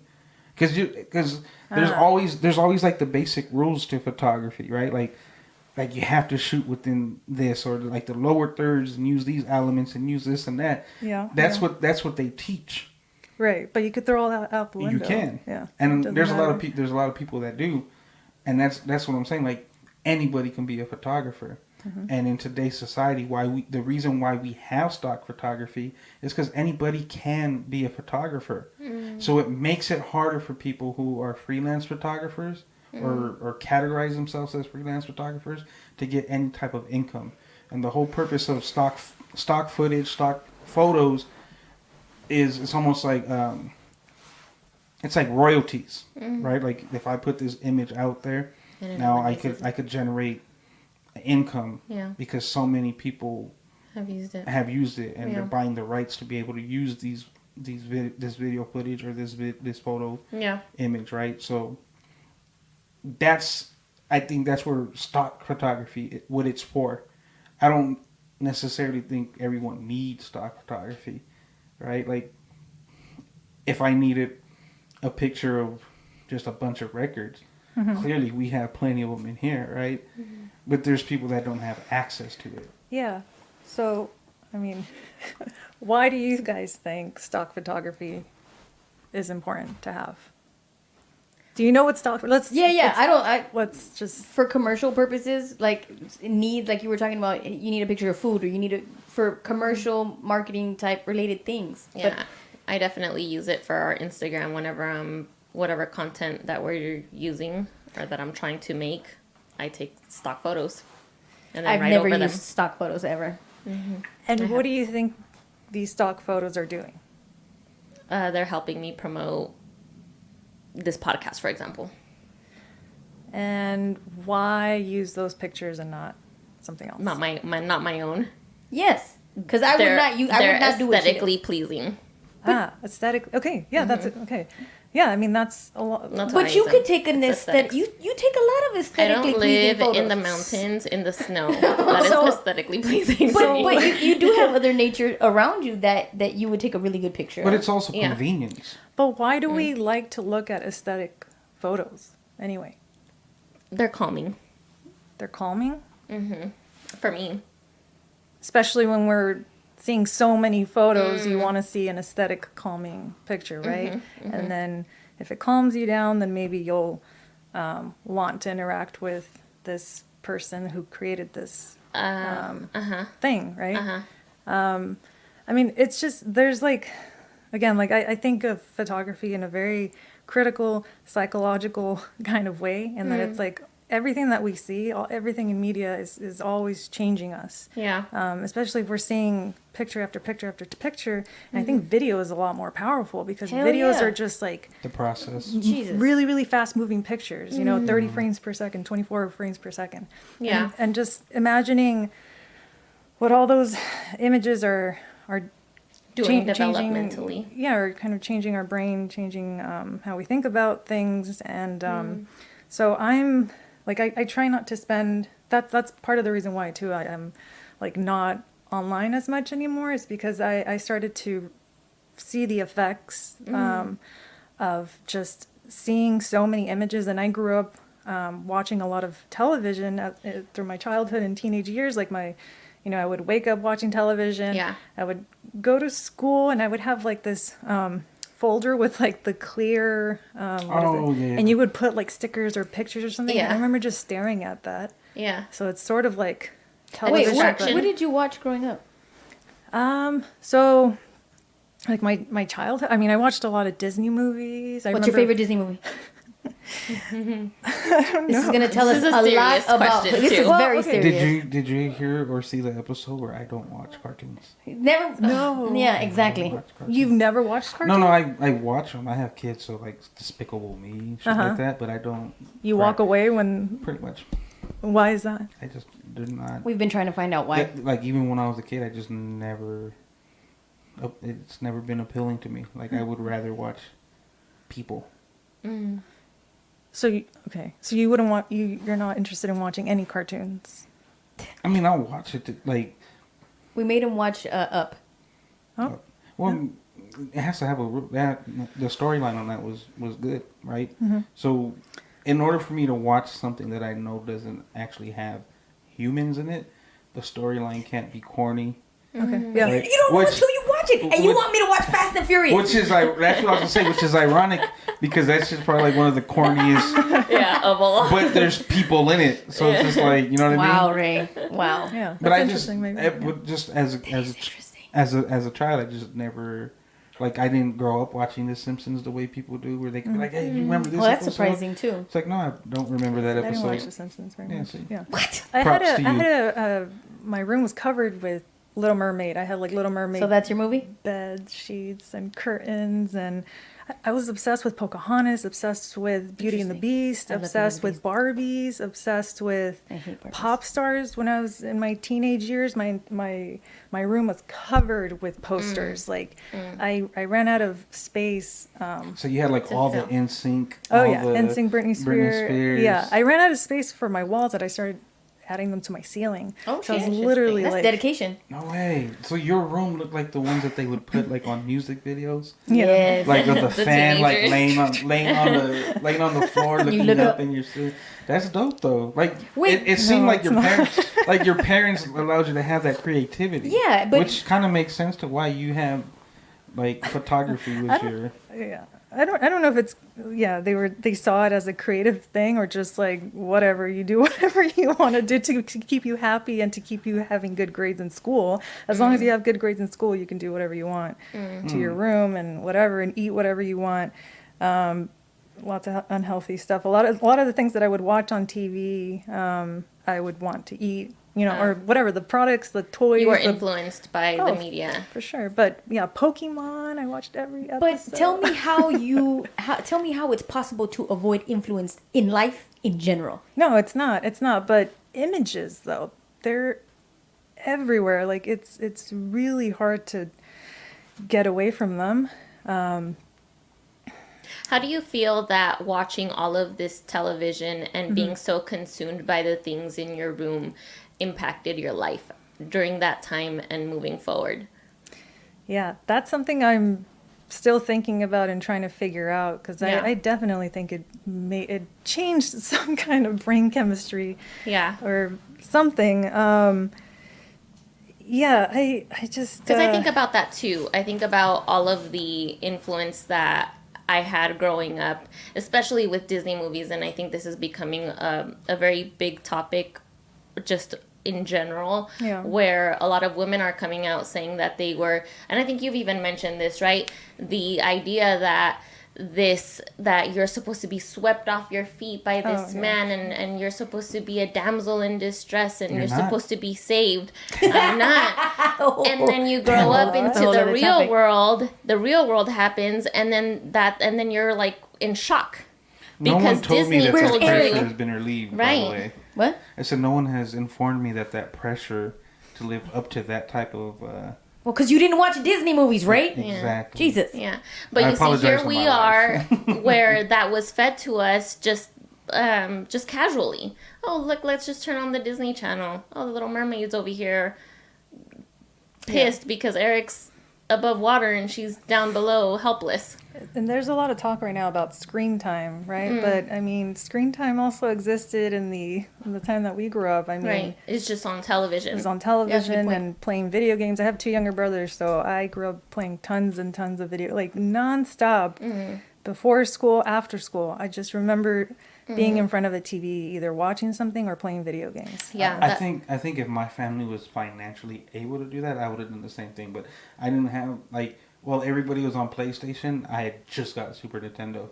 You know what I mean? And that was because... That's why you're an old soul. It's because the person who ended up getting PlayStation ended up handing me... we just never bought anything. So there's like different elements to things like that, right? Like just growing up, maybe the way you grew up. Like if things are more accessible. Like one thing that I could remember is like my mom always had a video camera. She had that big ass heavy one, and even the whole full VHS. And even to this day, like my dad has a camera, and he doesn't care if I pull up. He's just like, I got my camera. I'm taking my pictures, which is dope.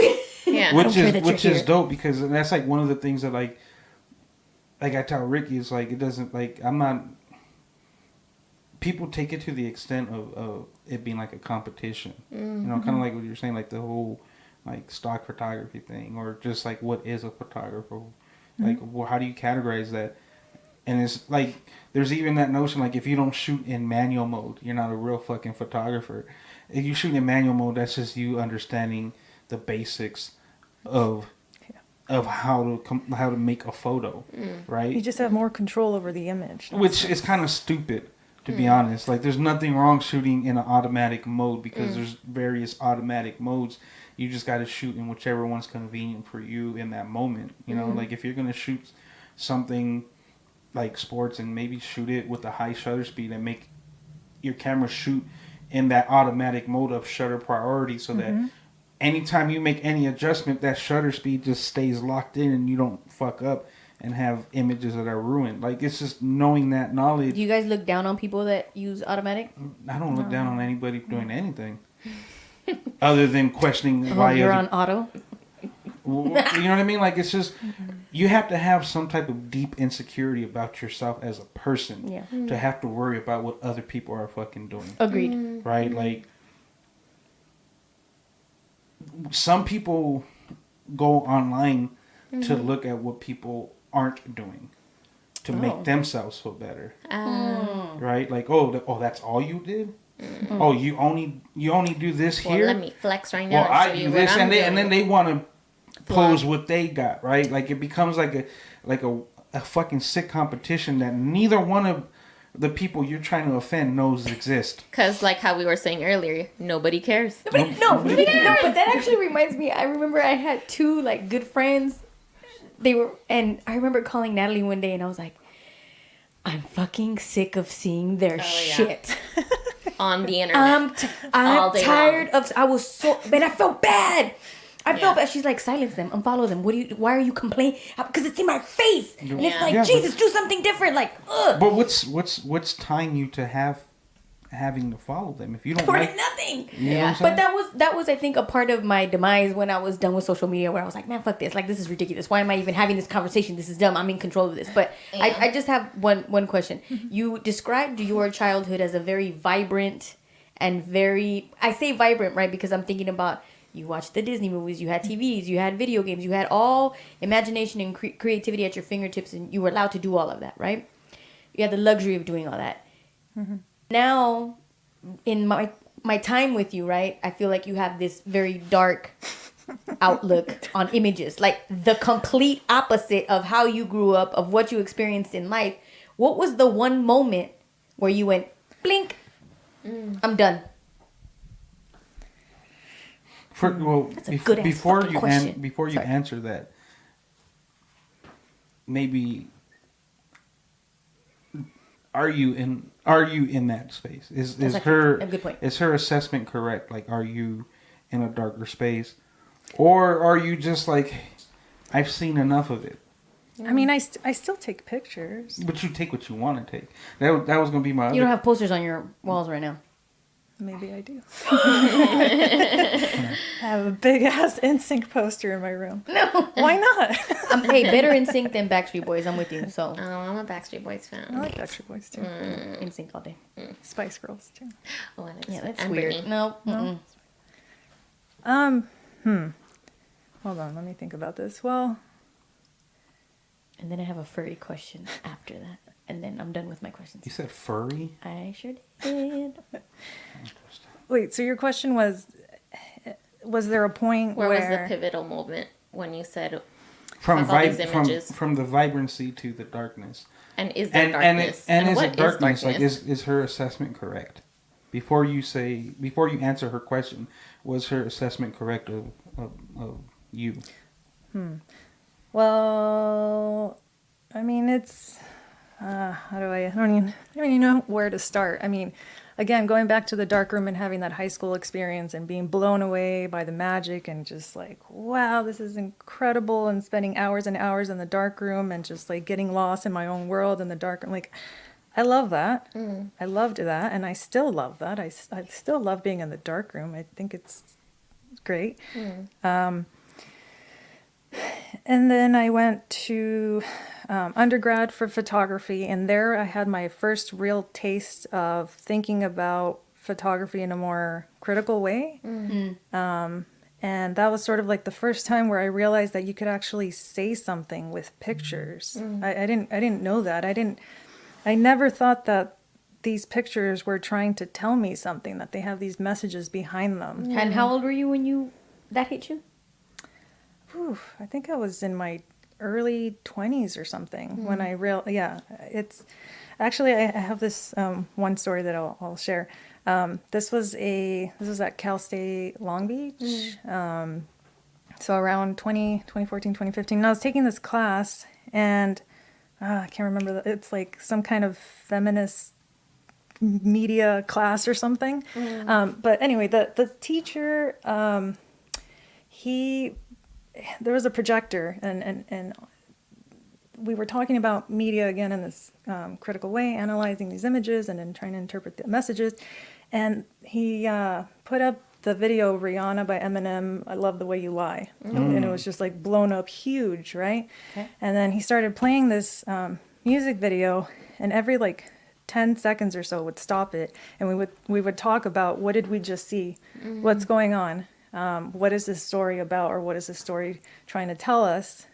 And we really just like picked apart sort of like, you know, the messages and everything. And by the end of that video, I thought, holy crap. You're exhausted. You're like, Jesus, what is this? No, I don't know. That was like a one pivotal point that I had where I just started thinking about mass media in a different way. And because I consumed so much mass media and never questioned anything about the kinds of messages that were being sent to my brain. Subconsciously.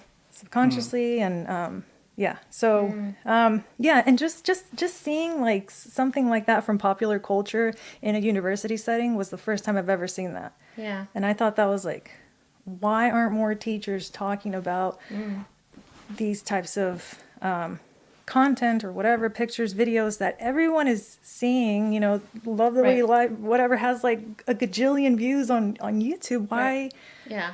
Why aren't we discussing these things in a more, critical way and trying to understand what's all their messages? So that was just like a big point for me. And then I think, and then I also started to kind of realize too that the kind of pictures that I was taking at that time were a lot of like model pictures. So I would find, this is kind of embarrassing, but I would sometimes, again, like find strangers on Instagram and like DM them and ask them, hey, can I take your picture? I'm from here. It's like I forget what it's called, but it's like you take their picture and you, like a collaboration. So yeah, like a collaboration trade type of thing, right? Barter system. And I started to...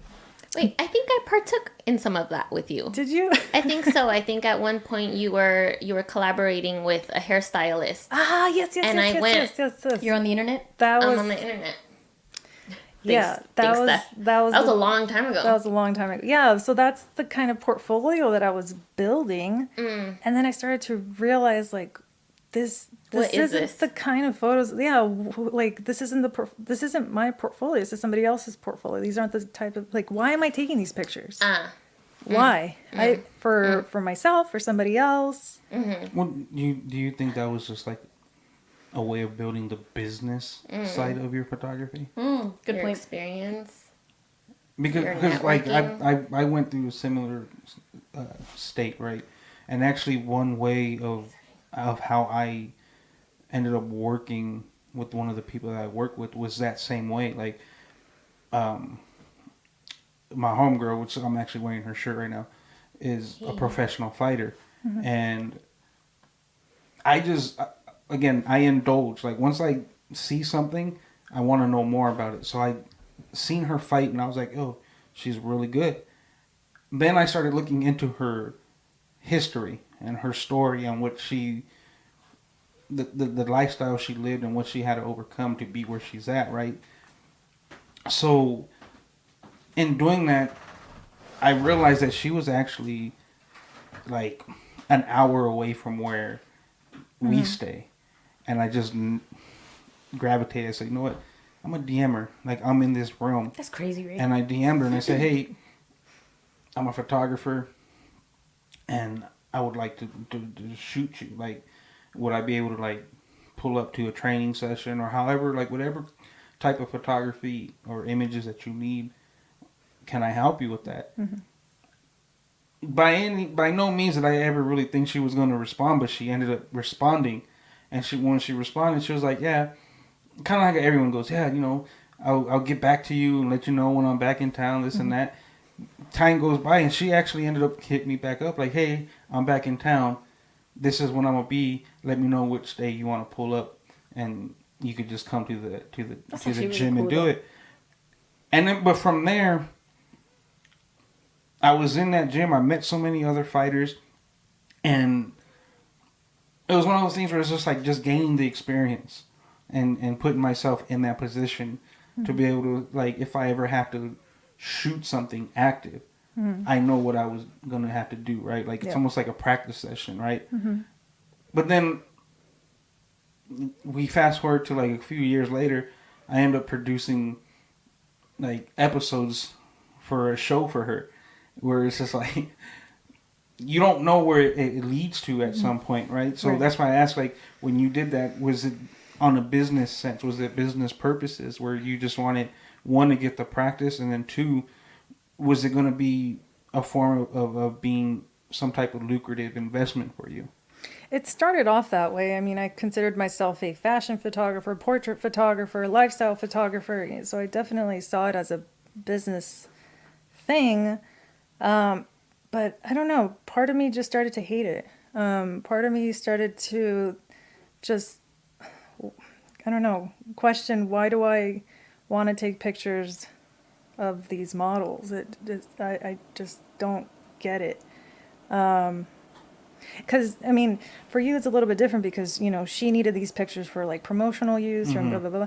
But and then I guess, yeah, for models too, they sort of need it for promotional, their own portfolio. It's that term that was going around for the longest of collaboration. Yeah. Like it's a collab. Like you need the experience and I need the actual images. So it's like, and that was one of the things that detoured me from doing stuff like that, because then eventually everybody became an Instagram model. Everybody, you know, like, oh, I know, like, just because you YouTube poses doesn't mean you're a model. Like, even that has an art form to it. Being able to pose a certain way, or just even manipulate your body to be a certain way. But it's just, listening to how you went about it, I think perhaps, and I could be wrong, and you could correct me if I am, but I think the process that you went through in order to study photography, do you think that is what made you get tired of it? Because for me, I didn't go to school to become, like, to get a degree in photography or anything like that. So everything is still fresh for me.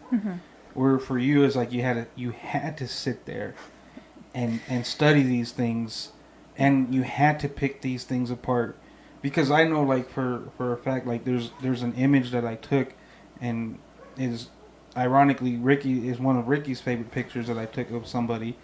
But her interpretation of it was nowhere near of what the actual event was when I took it. And so there's that interpretation of photography, right, where it's like, hey, you can still interpret it however you want. It doesn't matter who's looking at the photo, right? You could just look at it in any way you want and interpret it how you want. Even though I took the photo and I knew what that was and what I was looking at, I'm not going to tell you you're wrong for interpreting it that way. Yeah, it's my favorite picture that Ray has ever taken. And it's printed. Yeah, I'm not tired of pictures per se. I love pictures. I love looking at pictures. I'm just really, I don't know, aware of their influence. Oh, hell yeah. That's 1,000%. I think that's the main thing. Are you worried that people don't have that awareness? Yes. I worry about that. Yes. I worry about that now that I have a child, especially, and what I am displaying for him, because he has no control, clearly, right? And it's so easy right now to just say, you know what, I'm going to turn on the TV because I need to get things done. And I think that, you know, you were mentioning earlier about how growing up, all you did was watch TV. And so I'm always curious about, like, the parents, right? I'm pretty sure they're tired, they're exhausted, they've worked. They're just going to let you watch the TV because they don't want to deal with you, respectfully, right? Totally. And so I think about that, and I think about how can I be different from my parents, because same, right? I grew up watching TV all day long. With no supervision. I'm over here 10 years old watching The Simpsons. Watching it 20 years later, I'm like, why were my parents letting me watch The Simpsons? But what was bad about it? Oh, it's horrible. It's just But no, I mean, I know that you might think it's horrible, but, like, did you become an evil kid as a result of it? Did you form these opinions that harmed other people? Or I were could you have. entertained? Right, but you didn't. But who's to say that? But you didn't. But, Right. Okay, but We crack up now. That's the Overthinking and cogni in this house. no. But that's also overthinking for you, because you just want to prove the point, but you didn't, right? Right. It kind of goes with what Stephanie was saying. It's just as far as, like, our parents are actually looking at these cartoons the same way she's looking at images and looking at videos and the stories that they portray. There's no awareness. There is none, right? And it isn't until later on in life when you revisit these things and you realize that you can obviously say now, Ricky, like, well, you didn't go through all that. You can say that, but that's you not, perhaps maybe not wanting to be aware of our parents having that same thought process that Steffanie is having currently, right? Because it's weird to them. Yeah, they didn't know. We didn't know. Nobody knew anything. So right, but we should know now. We should know better.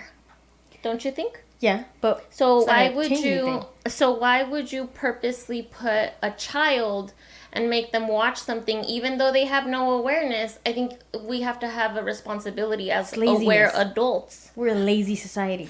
Quick question. We're lazy. I don't know that we might be lazy. I think we're tired. I think we're exhausted from survival. I think it's a prerequisite to being lazy or becoming lazy. Whereas I'm biased with this. You become so exhausted of something that you're just like, kind of like how you're saying, like our parents would just be like, just go watch the TV because they were exhausted. Yeah. And it was just like maybe a beginning step to the process of becoming lazy. Yeah. But it's like, I know when I go through phases where I watch TV to put myself to sleep, or I know that I'll start to feel like, dude, you're way too much in front of it. You've already watched The Crown 17,000 times. You already know what's going to happen. Why are you watching this, right? So I make a conscious effort to meditate, make sure, I'm about to actually move my TV out of my room. Because I'm like, this is fucking ridiculous. So you mentioned The Crown, and Steffanie, what's your thought on, so we know how, like, the royal family, like, everything is documented for the royal family. Right. Oh, okay. So like that overdoing of photos. Like you're saying, like, why do we have to take so many photos of the same thing? Like these people have to live that life of people taking the same photos to the extent to where, may she rest in peace, but their mother ended up passing away from that. Like she was killed because of a paparazzi's chasing her. Right. So it's just like. Oh. Wow.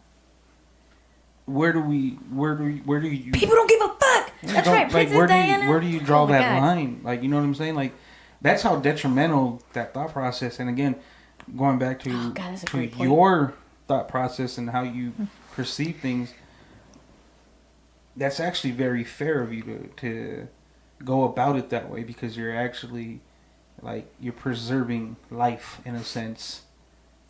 I don't know what I'm doing. I just know that I'm trying to be careful, I guess. But I think, I don't know, because we're consuming so many images now, I think we're like, it's kind of like junk food. Like you keep eating, keep eating, and then you don't feel full, you don't feel satiated, so you just keep eating. And it's kind of like with images, like we're becoming like these monsters in a way where we're like, we want to see everything, show me everything. It's like a robotic process. Like you're doing it without any feeling at this point. Yeah, it's like almost, I guess, autopilot. You're just like consuming. What type of things do you share? So if anybody that wants to follow you, what are they in for looking at your Instagram? I think I have maybe 15 pictures or something, and then I'm constantly deleting. Like I upload and then I delete, upload, delete. And I've had an Instagram for like 12 years, something like that. Yeah. And I've deleted so many. If people were to follow me on Instagram, I guess they would find some like documentation of me in grad school, like my studio, my art studio. I have a picture of that. And I have a picture of me with my cap and gown. And I have a short video of a concert. What concert was it? Bad Bunny? No. Do you like Bad Bunny? Yeah. Right. Okay, so what concert was it? I didn't think you would. It was this. I think they're both DJs. They're called the Blaze. Oh. It's like a techno house. You like techno and house? Yeah. So you went to a lot of raves? Actually, no. No. No festivals, none of that. No. I've been to some concerts and some music venues, but I've never been to a festival. Like a full-on Yeah. wasn't I'm still I trying to did- go to Coachella. Yeah. No, One see, day. okay, so that's how you feel about mass media and all these photos. That's how I feel about Coachella. Like, there's way too much music everywhere. Why do we need all of this all at the same time? Every fucking stage, like, Bad Bunny, Lord have right? mercy. Bad Bunny was But there. Yes. who's actually enjoying the music though? Me. Because like obviously there's people that are there to enjoy the music. That scares but, me. But there's with everything there's levels Yes. to the consumption of shit, right? There's people that go because they want to enjoy the music, and then there's other people that go because they just want to party, right? And then there's other people who are like, well, this is where I get the access to some of the extracurricular shit that I can do that I don't have to go look for because it's all right here now. You know what I mean? I Like, see. Or when you go to a rave or a music festival or Coachella, you're sort of like, you know, you're going to be listening to music all All the day time, long. really loud. When you go on social media, you know you're going to see all these pictures and videos. So it's like you're putting Yeah. yourself in these situations, right? Yeah. Yeah. But yeah, to your point, it's like, how can you get away from music when you're in it? How can you get away from images when you're in it? And it's like you can't, like the way it's designed, right? Like the way that where the speakers are So located. I think the answer to all of this is, I think deep down inside, as a human being, we do have a tiny little voice that does tell us, maybe you shouldn't eat this much. Maybe you shouldn't watch this much of it. If we learned how to listen to ourselves and listen to our bodies and listen to that part of our brain, our subconsciousness, whatever, Yeah. to just listen to ourselves and encourage that in order to not be on this path of zombieism, right? Like just where you just turn into autopilot zombie. You don't even know what you're... well, it's balance. Right. We've talked about it before with anything. There's balance, right? That's Like, really hard to achieve balance or to even It is, recognize that. it is. You don't want to It- watch the that- next episode. yeah, Like, well, that part of it, because if you don't recognize it, right? Like, so for like example, like myself, like aside from doing what I do with Rose City in the photography, DJing, all that, like I'm a barber, right? And one of the things that like even the owner of that sounded more like a I'm sorry, you're right. like you were changing tires right now, dude. That's a really good changing tire one, though. Yeah, like, I was like, wait a minute. None of my machines sound like that. No, All I'm right, sorry, guys. I'm sorry, I'm sorry. But- Sound effects brought to you by Ricky. Automatopias. That was for Amy, by the way, because that's our Sorry. wordsmith. But no, it's just like the owner of our shop. I had like pictures upon pictures of every haircut, right? And I just took them all off. And if you go on my barbering page, I have 2 pictures. And he's like, "Bro, I need you to post more." I said, "Why?" Because they need to see the haircuts you do. It's like, one, I've been doing this long enough, so the clients that I have they know what I can do, right? And 2, you can only post so many of the same fucking haircuts. Agreed. Yeah. Which And then they all start looking the which same. goes along with what Stephanie was saying. Like, you can only take so many pictures of the same People still do it. same thing, right? Like, but what if you post pictures of the same haircut and you also include other stuff? You know, so it's not just there's pictures. nothing else that you can include. For me, in the thought process, and maybe you're onto something, and I could pick your brain about that. But for me, on the business side, I don't need to include anything other than what I can do. If you know that I could provide a long styled haircut and a short styled haircut, and those are the only 2 pictures that you need to know that I can do. Those are the only ones I'm gonna have, because how many of those same haircuts am I gonna like? What's the main focus, right? The haircut, right? Is the haircut. What right? would you add, Steph? Different angles of the haircut. Well, that's why we have video. Pictures, videos. And I've done all that. That's what I'm saying. Like, so I've done all that, but it's just like Younger You can only people, do that older for so people. long. I don't. But that's what I'm saying. I'm to the point where I don't even need to do that. But for him, not understanding that, it's kind of weird. Are you meaning? I'm sorry, Steph. Go ahead. I was just going to say, you don't think you need that, but a business, I mean, using social media is like, it's free marketing right there. You don't need that, but this... Well, he can only market me so much because my chair could only fit so many people at a time. That's true, too. Well, it's funny that you say that, Steph, because I'm always curious, like, how are you going to market yourself when you're trying to avoid social media? And social media is very much where everyone is trying to promote themselves. So are you taking the backdoor approach where you're like grassroots and you're like going on knocking on people's doors and walking up to different museums, art schools, etc., to say, hey, I'm here, this is what I do? Or like, what is your what's your angle there? What's your approach? So maybe this is where I'll talk a little bit about something else that I'm working on besides this book. So Share. So thinking about mass media and thinking about like why I think more teachers should be talking about media in this kind of way. You know? Right. And so basically I had this idea of I don't know how to describe it, but there's this thing that I created that's called Mass Media Research Point.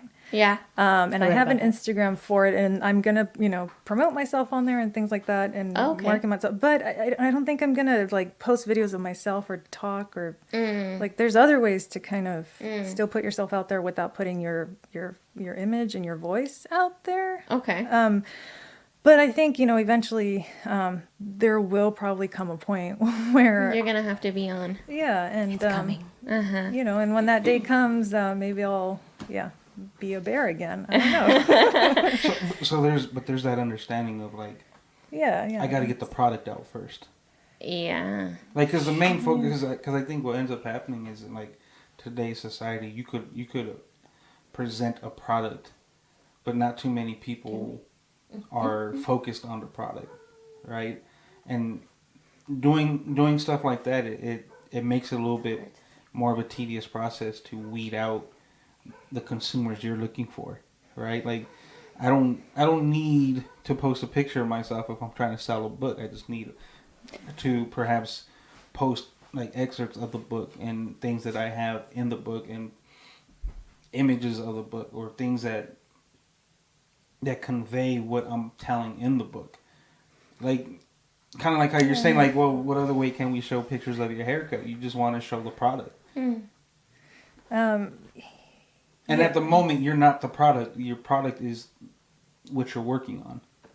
Yeah, I think eventually your product, it starts to blend in with yourself and you become like a brand. Right? Yeah, because without you, there'd be no product. Right. But then like also your image becomes part of the brand and how you look and sound and whatever. And people, I don't know, start to expect this representation of you to just kind of be there as you're creating these projects. Right. I don't know. I guess we'll see when that happens. What for our listeners? What was the Instagram handle for your business? Yeah. Or So what your project? What you're working on? I'm gonna type it too. Are you comfortable with that? Yeah, totally. Okay. I think Well, actually, she wants to get that product out. Step one. I think if you just go on Google and type in Mass Media Research Point, Does it come up? maybe it comes up. Your Instagram? Yeah, there's the Instagram. There's also a YouTube channel for it. Oh, look at you. What's the Instagram account? The Instagram is M Media Research Point. So at M Media. There's nothing there. But there will be soon. So- You're working on it, Come right? on, Steph. Come on. Shameless plug. Sorry. If at any point you feel you need a manager, I know a great What are you manager. trying to say? No, what I'm trying to say is there's avenues of still being able to live the life that you're living currently and still being able to run the business. Yeah. Right? So like That's a great point. having the great manager, and again, shameless plug, shout out Pinky Winky over here. There's ways of going about it, right? Like, so one of the things that I explain to people is the reason why not only is Mota or Ricky Lee a co-host on the show, but she's actually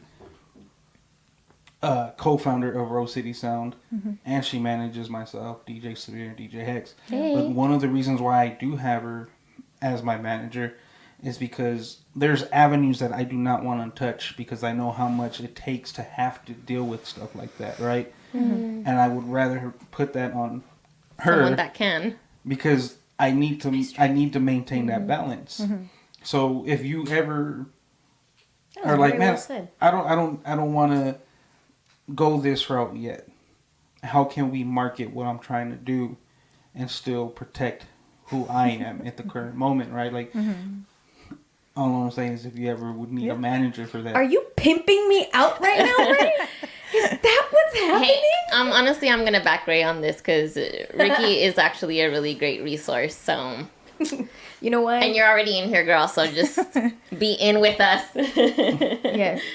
And I am a great resource because my dad never gave me answers to anything. He was like, find them yourself. She's an encyclopedia for I sure. was 7 years old. I just need to know what vegetation means, You Dad. could be BFF with ChatGPT. Look, the way you spit that out today, I'm gonna She didn't explore do it. it. She didn't do Because you had a real.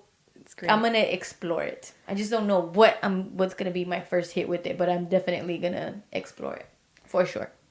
Yeah. Steph, so I want to thank you for being on this podcast with us and building up the courage to sit with us for Yes, a really sure. long time, you know. But before Still. we let you go, yeah, she's still here. Before we let you go, I want to ask you just one last question, and I'm only going to ask this one. Okay. What have you told your inner child lately? Ooh. I always love people's faces when you ask this. I like that you're asking this question, by the way, because I don't think a lot of people acknowledge this child version of ourselves that is still within us and is like always with us till the very end. Yeah. It's sort of like I don't know, I think of us as like this Russian doll, the one that's like a big doll and then the smaller, smaller. Yeah. Yeah. It's yeah. like we just have all these I have layers one here. to us that are always within us. So, Yeah. let's see. Lately, I think I've been telling her that, you know, everything that you felt during your childhood and teenage years was valid, you know, and that there's nothing wrong with you. It's just this environment that you grew up in, but there's nothing wrong with you. And to just, you know, everything's okay, you will be okay, and just really try to calm myself, really, because I do think that, again, like, just consuming so many images and narratives, like, at such a high amount, you know, this, like, overstimulation, I think it, again, did something. Like, this is something that I'm trying to research, and like I'm really interested in the way our brains work, like neuroscience and cognitive science. So this is like the kind of research that I'm doing right now, is trying to figure out how, like, parts of our brain, how that all works. Yeah. Like, I wish I went to school for psychology, actually, more than photography or You like still can. or Still go back. neuroscience. YouTube. Yeah, so I think that's what I would tell my inner child, is that, yeah, the world is very crazy and chaotic, and the way that you process things at that time is, I guess, normal, you know, whatever that. And I don't know, I think it's such a gift too to now to even acknowledge that we have this inner child, or this part of ourselves that it's like this double version, this, I don't want to say avatar, but it's like this other part of us that, you know, that we need to talk to, right, on a daily, to just be like, hey, you're okay, everything's okay. You know, all this stress and anxiety that you're feeling right now is coming. You're feeling this way for this reason, and it's usually, it has something to do with you either feel unsafe, because you're about to either die or get eaten by a tiger, or just like this primitive, like these primitive emotions, I think, are still very much a part of us. Yeah. Like this tribal primitive things. So I just try to remind myself that, you know, I understand why I feel things now, which took me a very long time, you know, and why I feel certain things when I look at something. Yeah. Because, you know, we experience this world visually. Like our vision is what keeps us alive, really. So, I mean, it's one of the senses that keeps us alive, right? We also have touch and smell and everything else. So, So vision is obviously your most important one.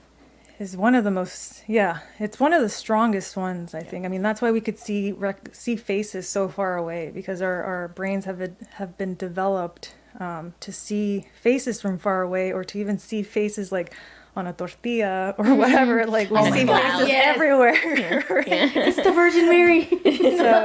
So our eyes are connected to our brain. Like there's literally like this nerve that's connected. So and I love photography because it reminds me a lot of our eyes. Yeah.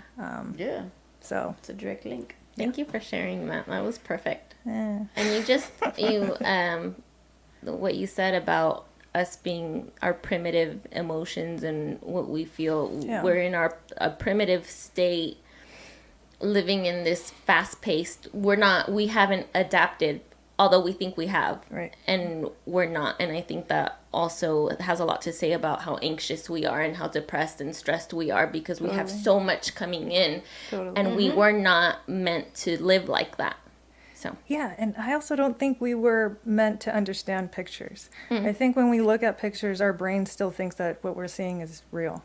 And it's causing a lot of weird, like, confusion, I think. And it's or current.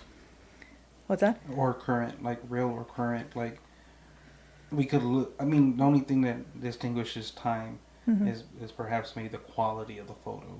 But even at that, like, you look at, the cool thing about photography is that it time stamps and it takes you back to maybe a place that you could never have been in your life because you weren't nowhere near it. Right? Like, it could take you to other parts of the world.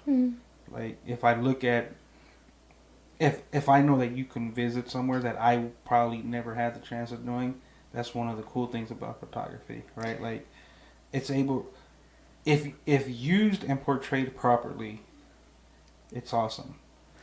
Right, but you're only going to get a very particular understanding of this thing through a photograph, right? It's a spark.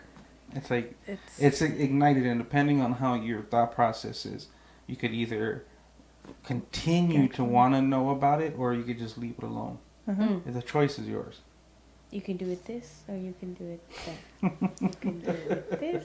All right, y'all. Well, let's wrap up this show because I gotta get home to my child. He's probably crying for me. Thank you again, Stephanie, for being here. Thank you, Stephanie and Thank Berta. You, Stephanie Berta. You were beautiful. And you guys have a wonderful weekend. Everyone on Twitch, thank you so much. Thank you. Justice, Twitch. Amy, Otto, Severe, everybody that was on here, thank you so much. We appreciate you, Vinny, Double A. The heart. Yes, we love our Twitch families. Yeah, you guys are amazing every You single made everyone weekend. cry with that question, Natalie, about our childhood. It's always a good one. It is good. It is. I'm here for the tears. Thank you, guys. All right, y'all.